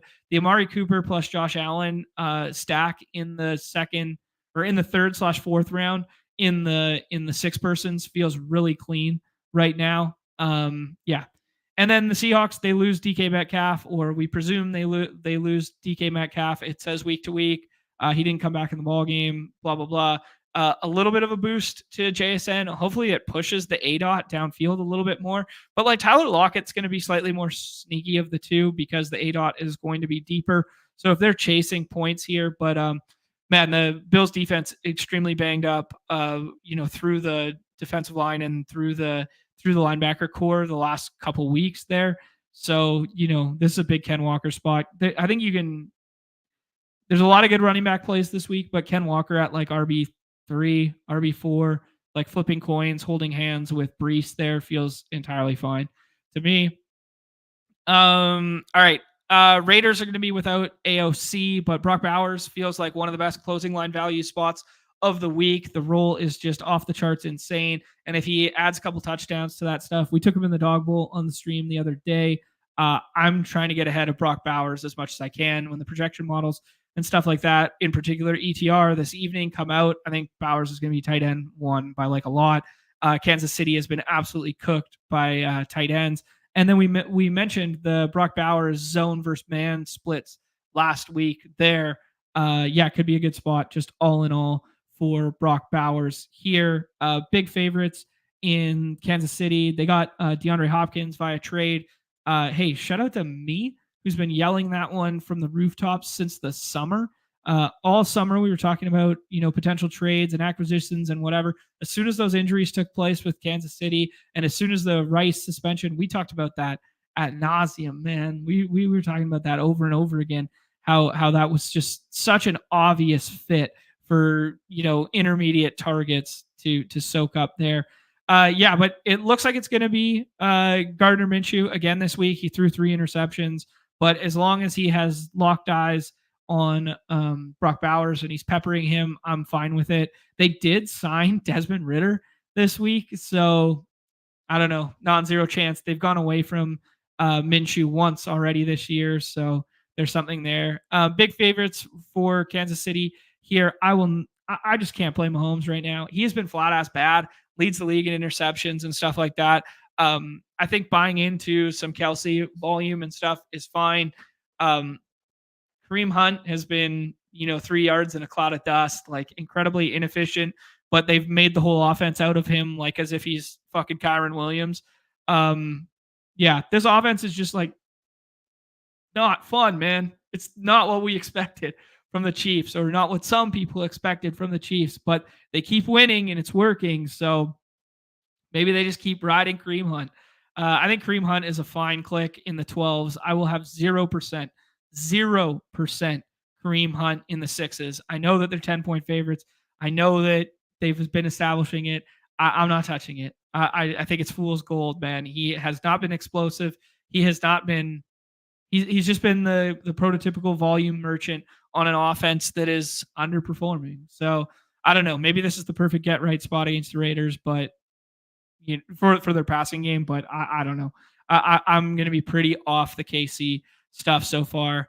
The last two games on the slate here, Carolina, we alluded to the fact that I will play nobody on Carolina this week. Basically, I think Deontay Johnson and Chuba, if you want to play like the volume stuff, but we alluded to the practice window being open now for Thielen and for Jonathan Brooks.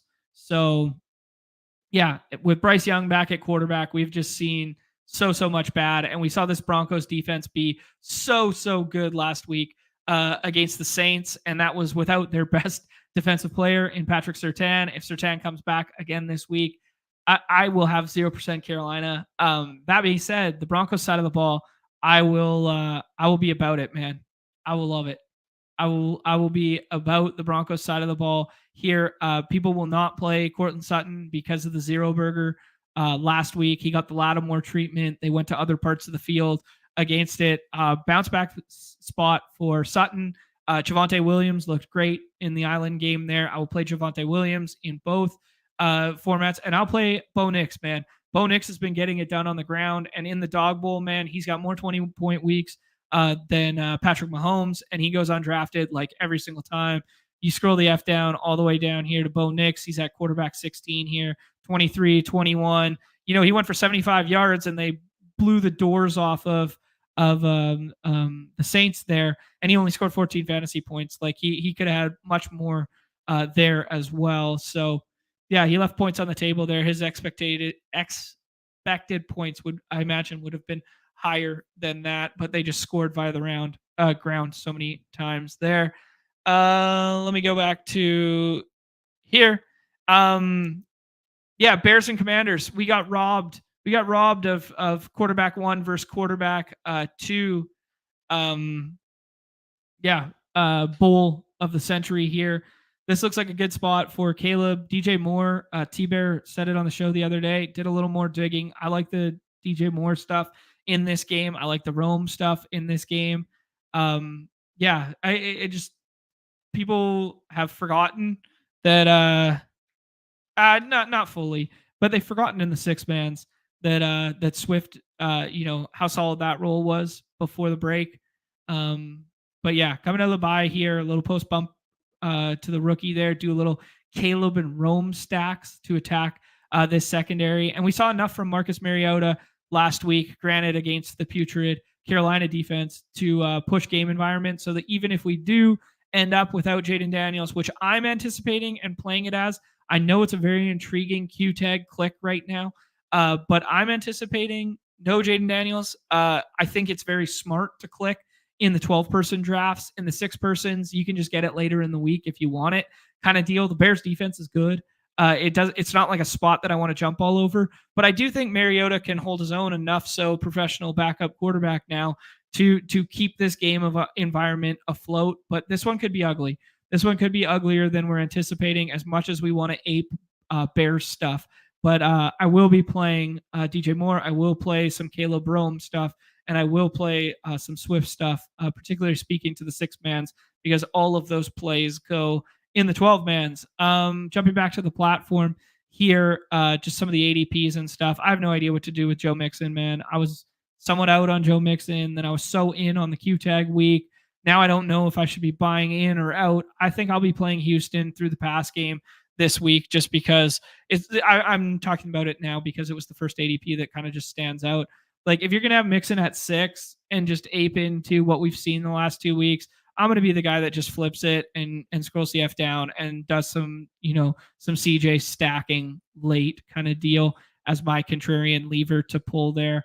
Alluded to the fact that I think Detroit should attack through the air more than the ground, especially if they're without Demont against Tennessee, which makes me kind of like Amon-Ra. But as you guys can see, man, running back position here, very strong. When you're getting like Kamara in the last round, say what you will about Chargers defense and what we saw from Kamara last week, the role is still beautiful, and he's going to project better than this. He's definitely going to project better than Hunt and Achane, I imagine. But don't quote me on it, but I will have it projecting better than that. Jonathan Taylor, playing today or practicing today, rather. What we saw from Connor last week, like Miami's a little tough, but like we saw enough that be like, holy shit, like James Conner shouldn't be going completely undrafted. Same with James Cook. Like there's so many good names to get down here. You can tell yourself a story about Tony Pollard, but it's not fun. But you can tell yourself a story. The names just look so much more clickable than when I'm getting like down here with like I'm literally looking at only stacking partners in my estimation down here. So I don't know. I alluded to some of the ones that I liked there with like the Sutton and the Rome. Judy, if we get Watson, or if we don't get Watson, if we get Winston, rather, feels decent. And then pure stacking partners as leverage off the fact that, Cooper plus JA is going to be owned a lot. You can do like the Keon Coleman stuff. ADOT potentially a little bit better for Lockett, a little bit better deep threat than potentially JSN, and JSN will be drafted more. So, those are kind of like some initial scrolls there. But I think the depth of the slate really is at the running back and the quarterback position, which is leading me to wanting to take some of these wide receivers a little bit earlier, especially in the dog bowl stuff. That being said, the fragility of that Tyreek Hill one, oh, we got location detected again.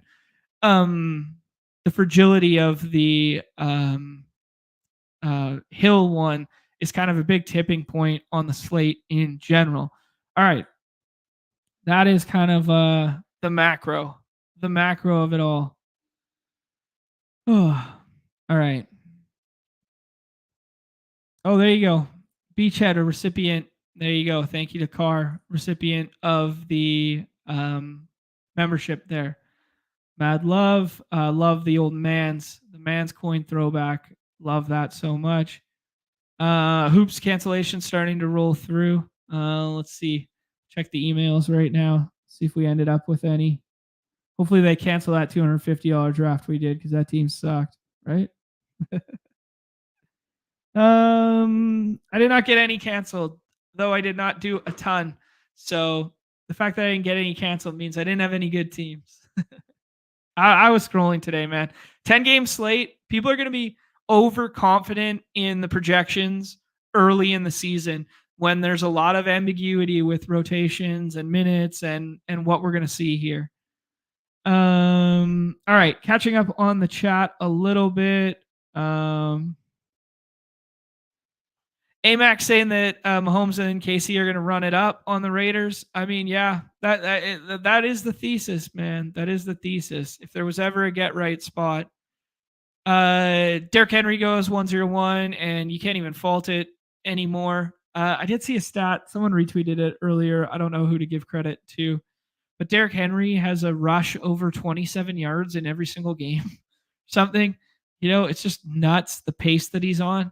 I think Levitan said it on their podcast the other day that Derrick Henry's on pace to break like Jim Brown's rushing record or some shit like this, like over 2K yards at age 29 or 30. It's just crazy. This is how most of the draft rooms are going. I think I'm really going to experiment with some of the wide receiver stuff at the front end of boards. I just haven't decided which wide receiver I want to do it with yet. I think maybe later in the week, if I know Tua's playing, I'll do some Tyreek at the front end of draft boards, and then fall back on some contrarian running back pairings. That's kind of like my leverage in quotations right now. But when everybody's chasing, some closing line value early in the week here, yeah, Saints signed MVS. There you go. Here you go. T-Bear with the meta. Revenge for the Kermit the Frog comments for Mahomes there. Yes, Herb Jones at center is center only on redacted is hysterical. I saw that one. Oh, is this what happened? So Dogman Chill, I just saw someone say that Bryce Young was starting this week. I didn't hear that Dalton was in a car crash or something. Is that for real? It's awful. All right, we'll see. I got 2 picks in mind. Yeah. So I like the Amon-Ra pick this week. No JMO as well. I think you could take Lamar here. Lamar plus Henry is going to be frequented. It's broken multiple slates this year, which is kind of counterintuitive. But I told you guys that I think Bowers feels like one of the best clicks. Tight end does have a little bit of depth to it. We'll talk through some of the scroll the F down plays. Like Njoku looks really nice. The role looks really nice. Kate Otten is going to project well. Same with Tucker Kraft. They're both going to project well. I mean, we talked about the potential of Laporta pushing into a little bit more usage if JMO is gone. Yeah, so interesting decision here. How far do you let Lamar fall?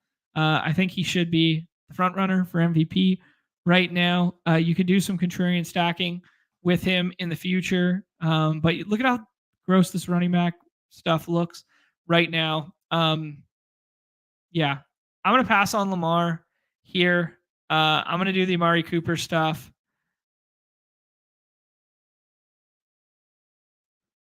I like that game environment. We can do some backdoor Geno stuff to go alongside it. I don't think you necessarily need to bring back, especially in the 6 persons. Yeah. I didn't hear this. Okay, so yesterday he got in a car accident with his family and dog. Holy smokes.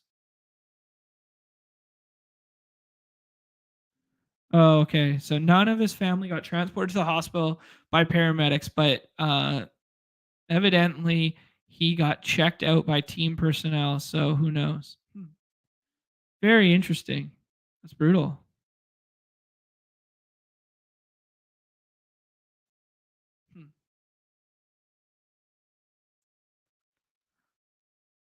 That is brutal.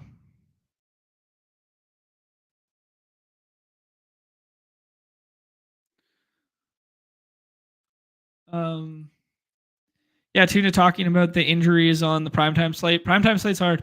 Yeah. I mean, Puka opened the practice window, but I don't expect him to play.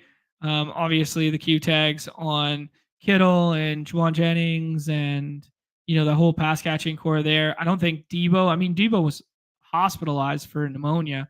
I can't imagine Debo's playing this week, but yeah, it's definitely a tough slate. Okay, cool. So DJ Moore comes back to us. I like that click. I alluded to the fact that I just like the spot this week for potentially doing some Bears pass catching attack stuff. So we're going to add that one to here. And then we can get creative here. We can scroll the F down with some other plays. Hertz goes there. RT99 pushes up Love, doing it by the looks of it, unstacked. You want to talk about a dude who's in a good spot that's not getting clicked like 100. Well, he's getting clicked almost 100% of the time. Is Jaden Reed if we don't want to scroll. If we want to scroll, we could do like some contrarian stacking of like a Seattle bring back on this or something. But I'm going to stick to my guns here and tell you guys that, CJ plus Tank. Let's go back to the well. I know it's uncomfortable. I know it was a goose egg last week. But let's go back. This might be a little bit of a rich scroll in the 6 persons, but it's what I'm known for. So why not? But yeah, look at the running back position and look at the nice plays out here. Like Javonte, he's going to project really well this week.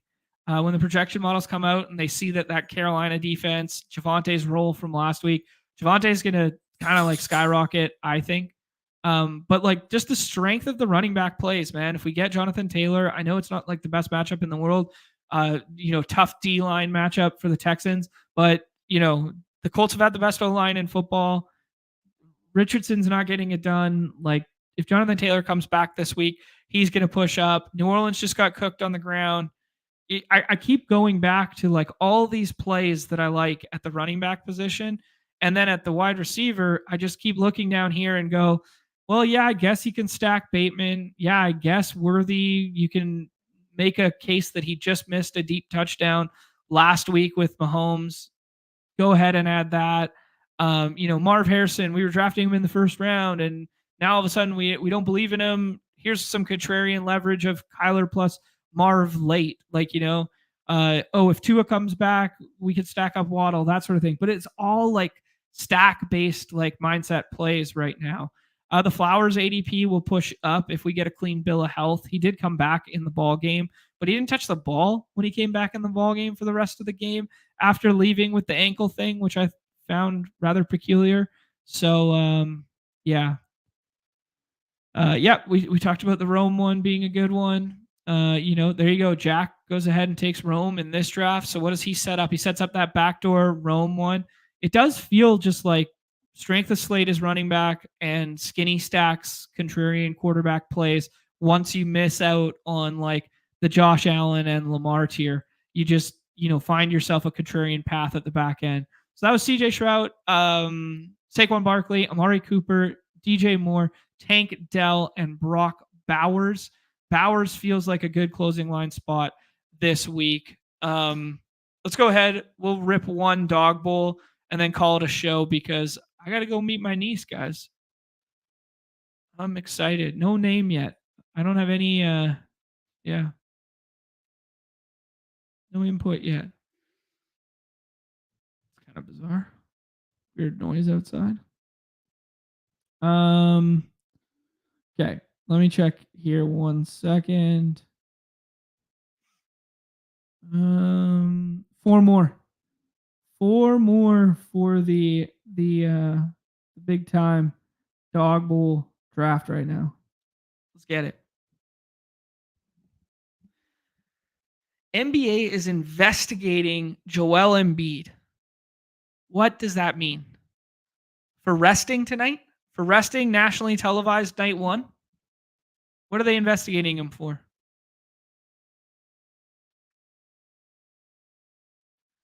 What is he getting investigated for? Come on, guys. Dog bowl. 4 more. Don't make me throw out the bat signal. We got 200 of us watching.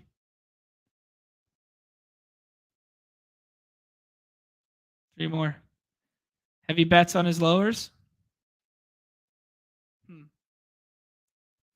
Player participation is the investigation. Season-long heavy bets on his lowers? I mean, that just seems sharp to me. That seems smart, no?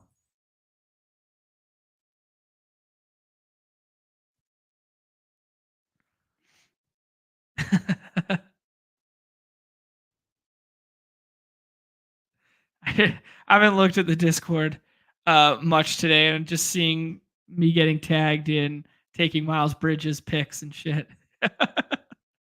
Pretty good. Oh, that's pretty good. The guy can't quit Bridges. Cannot.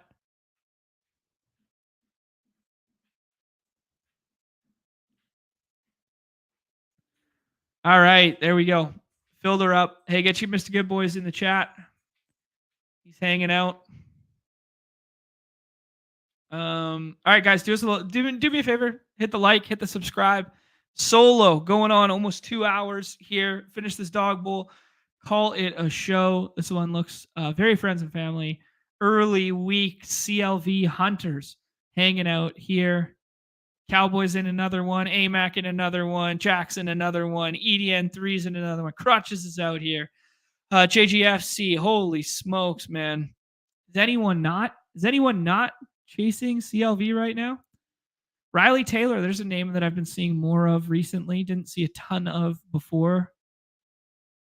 Wow. All right. Here we go. Standard issue. We get this one off the hop here. Okay. So respokes is Riley. Okay, got it. Cool. Right on. There you go. Got the 102. There you go. Just put 2 and 2 together. There. All right. Off topic. Socrates. Okay, let's go off topic. Aho and Monahan were plays last night, even if he didn't have Hurdle. Yeah. Yeah. Absolutely. And they were both scrolls. And we said it on stream. We even talked about how Sebastian Aho was mispriced on stream. Yeah, the scrolls were great. Wow, there you go. EDN3. Tyreek. Getting ahead of that wide receiver stuff. Getting ahead of him being wide receiver 1 this week if Tua comes back. Did we get a nugget on Tua being back? Let's check out the Underdog NFL. As I told you guys, I didn't have my phone. Did we get a nugget? Olave was limited in practice. Radler will remain starting quarterback.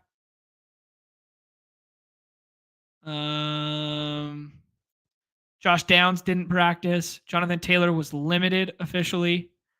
DK Metcalf won't practice Wednesday. Unlikely to practice Thursday. Jacoby Jacoby Myers practicing. Could be a volume merchant on a week where we're needy for wide receiver late. Amon-Ra. Interesting to see Crutches take Drake London over. Okay. We have the Lamar decision. Lamar's wide receivers are very, very cheap this week compared to what they've been in the past because the ambiguity around the Zay Flowers stuff. Can we push Zay Flowers back to us?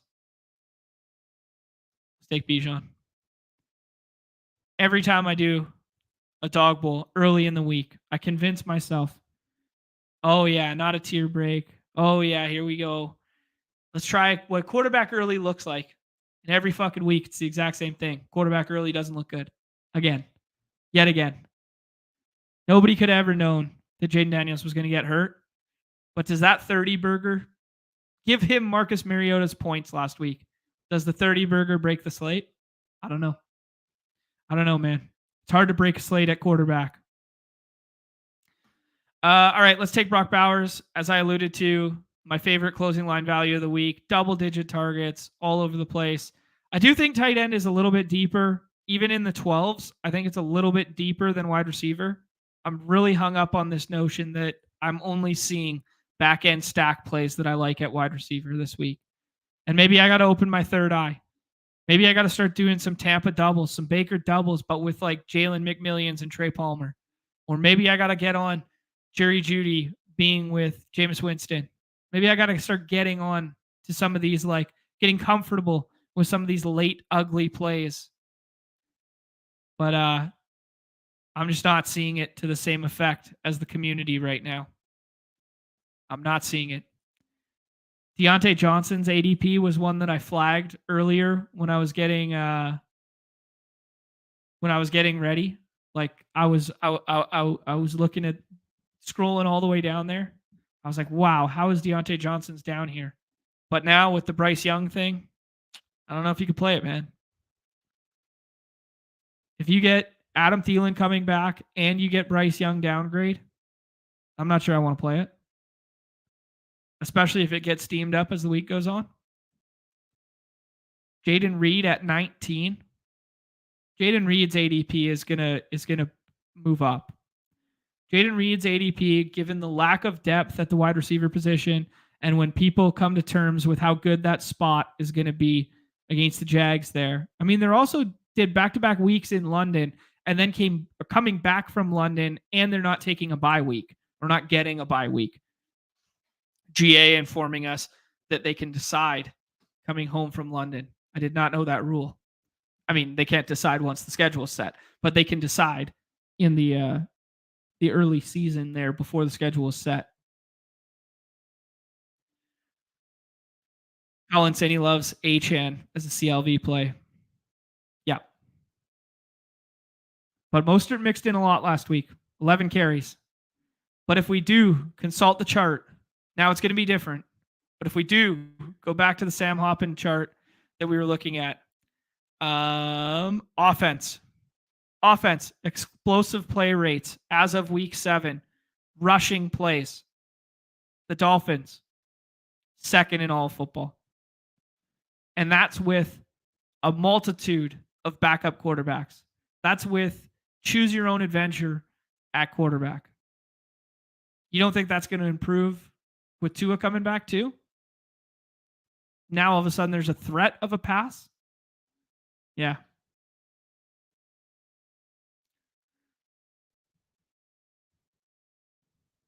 Love the Brian Thomas Jr. pick. Dude's a dog, man.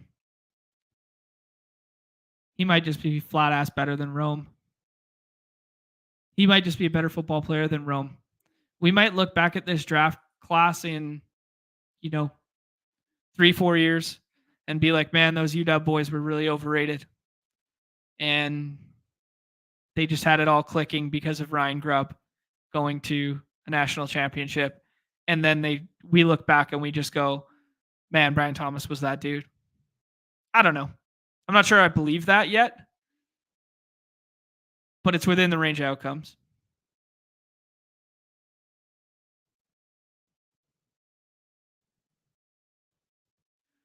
Yeah. Yeah. Meatwad's right. I shouldn't put this on my boys like that. I shouldn't do it.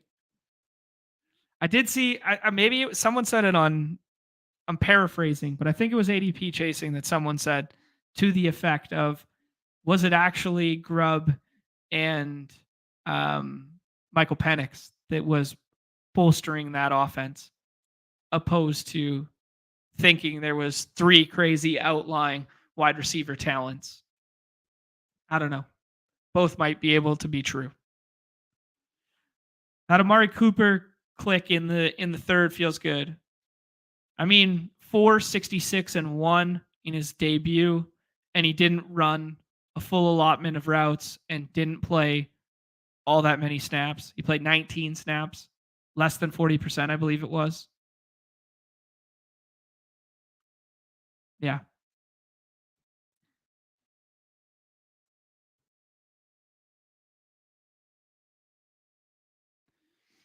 Oh, Crutch is trying to stack up Josh Allen with Amari Cooper. Impossible to get him fall. You're going to have to do it at the 1-2 turn. Yeah. There's the Javonte Williams pick early. Look at all this green, man. There is not much yellow on this board. People are seeing what I'm seeing. We are gravitating to these plays. All right. So if we had taken Lamar, just mental note, make the mental note right now. If we had taken Lamar, we would be left with Flowers right now, which is interesting because that stack relative to game environment probably shouldn't be available. I don't know. Let's do it, man. I'm mad at my word. Let's give ourselves an out. Let's take Tank Dell. Let's think that this is a good spot for perimeter wide receivers. I like it. Interesting to see. I'm just thinking through like all these high Jaguar ADPs. Christian Kirk with a flat 36-0. Huh. That seems backwards. Let's take Jonathan Taylor. Back at practice today. I imagine some people probably had him later than this, but the thesis with the Tank Dell stuff was I was going to find my way to JT. I imagine early week dog bulls Monday and stuff. Jonathan Taylor, high ankle, Q tag, same ankle that he injured in the past, blah, blah, blah. I imagine he was going later than this, but projections will push him up as the week goes on. It's actually really sad, Eggers, to look at the Pac-12 standings on like any app right now, and there's just two teams. Granted, that'll change next year. But if you just go to like, I don't know what you guys use in terms of, score checking, but I use the score, and the score being, Canadian-based company, had to give them a little plug skis, right? But yeah, if you go to NCAA football and then you filter by conference, it's like the saddest thing in the world because the Pac-12, you just get like 4 games, like like it's just Pac-12 standings. Pac-12 standings, like I wonder if they even have them in the standings tab. Let's see. Pac-12 standings, 2 teams. Just so sad. So sad. Man, Pac-12 after dark. Kobe Shorts dropping some knowledge here that Kamar's playing with a broken hand. Wow. Dude's nails, man. Dude is nails. I think he was playing with broken ribs at some point there too. Yeah, I don't want to bring that one up on screen here, Cullen, because I was thinking the same thing. Man. I was thinking the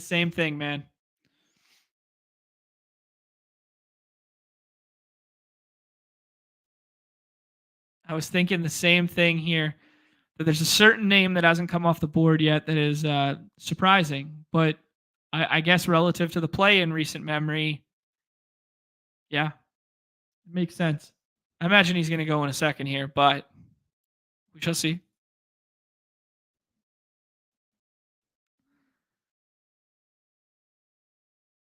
Could be a bad matchup too.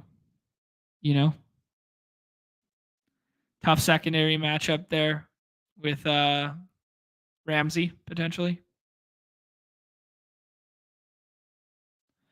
But yeah, how far have we fallen? How far have we fallen? You can get some Marv Kyler stacks in the dog bowl in the 5th and 6th. And we're kind of all staring at it right now. Not sure if it's good. How far we've fallen, boys. It's tough. Tough sledding out here. There goes Marv. Someone finally bit the bullet. JGFC. I think this Kate Otten pick's a good pick. You get boxed out at tight end.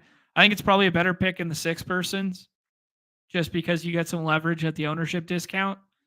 But I think Kate Otten's going to project well. I think he had like 14 targets last week. Something crazy. 10 targets? 14 targets? There's a big difference between those two, so I'll fact check myself. But yeah. How fast things change in the landscape of the NFL. Was the 3 running back start the optimal? 10 targets for Kate Otten last week. Granite, trailing script, down a million, throwing a bazillion times. 10 targets. But they did give him a lot of underneath stuff. He did fall just short of the goal line at the 2-yard line there with what looked like one of those classic Mahomes-Kelsey underneath plays.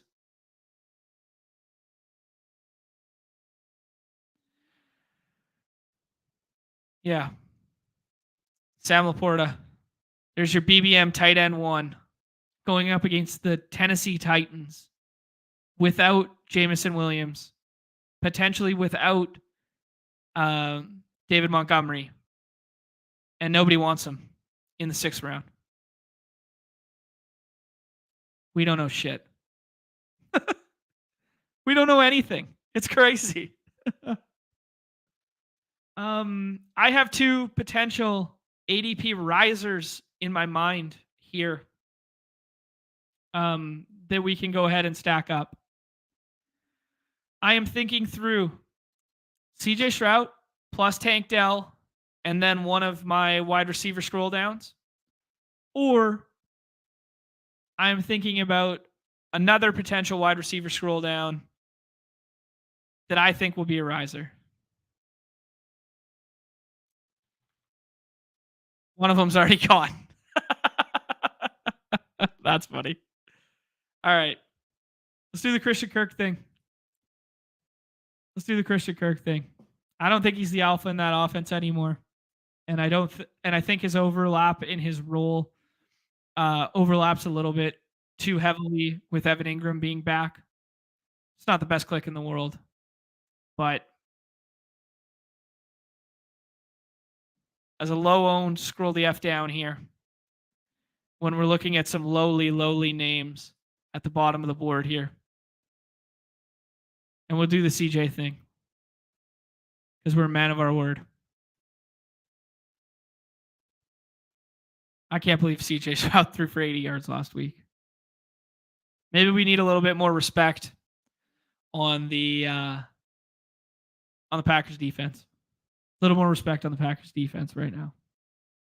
Pass rush is good. They got home in a big way last week against a decent offensive line that didn't play well. But there's your Tyler Lockett pick. That was one of the other scrolls. I think Waddle's going to move up. I think Lockett's going to move up. Christian Kirk's going to probably not move up, but he's a little bit of a scroll.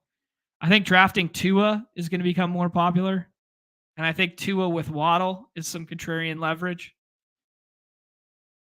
Because Tua is going to get more expensive. Here goes Tua to EDN3 for sure.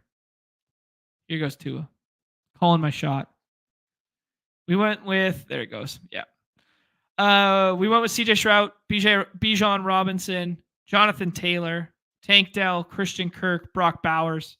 I think Brock Bowers is a riser this week. I think Jonathan Taylor is a riser this week. Yeah. Not bad. Judy with Winston. We hit on that one. John Carlson saying it's good as well.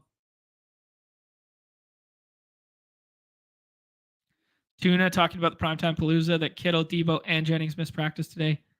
Says Debo has a chance to play this week. Could flip that slate on its head in a minute. Crutch is saying pro tip, do not look at Miami quarterback DVP. James Conner as the best pick on the board. Yep, can't fault that. I like both those things. I like what you're spitting. Mooney, single best pick on the board late there. I mean, they do run the most 3 wide receiver sets in football outside of the Rams right now. He already had London. Yeah.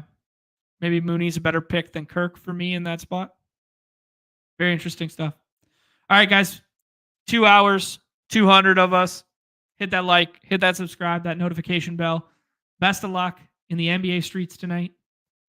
No puck, just a 1-gamer tonight. But if you're playing the cash games, cash game puck, mad respect if you're out there grinding. Good luck.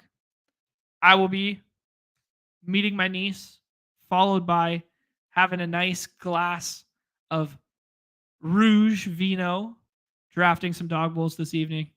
I'm going to try and get up to 20 by night's end. So I will see you guys in the lobby as soon as I am home. Here's a little recap. If you want to sweat along at home with us for the $250 NBA, I don't even know what it was called, draft. First time running that one. Still lots of stuff to get in the NBA there. 50% full in the main. The Euro step, 5K to first in the Euro step. Tyrese Maxey, Kevin Durant, Nikolai Vucevic, Pascal Siakam, Brandon Ingram, please don't play Zion, and DeAndre Ayton in the last round. Some sharp picks by everybody else. All right. Appreciate everyone hanging out. Fun stuff. We'll be back tomorrow behind the paywall. It'll be just me again. We'll do the primetime Palooza. We will do some more football drafting, and maybe we'll sneak in a little bit of hoops. I think it's a 4-game slate with 2 nationally televised games on it. No back-to-backs yet. So that'll be fun. We will do probably an hour and a half behind the paywall tomorrow. So if you are not a member, please consider doing so. And shout out to Car Park, who gifted out 5 Badge Bros memberships today. Hope to see you guys behind the paywall tomorrow, 2 p.m. Eastern. Everybody's favorite time of the show. The end. Peace. Oh, by the way, confirmation. 100% going to be at the Dawg Bowl no matter what. Even if I don't punch a ticket, I will be there to hang out with you guys. All right, everybody's favorite time of the show. The end. Peace.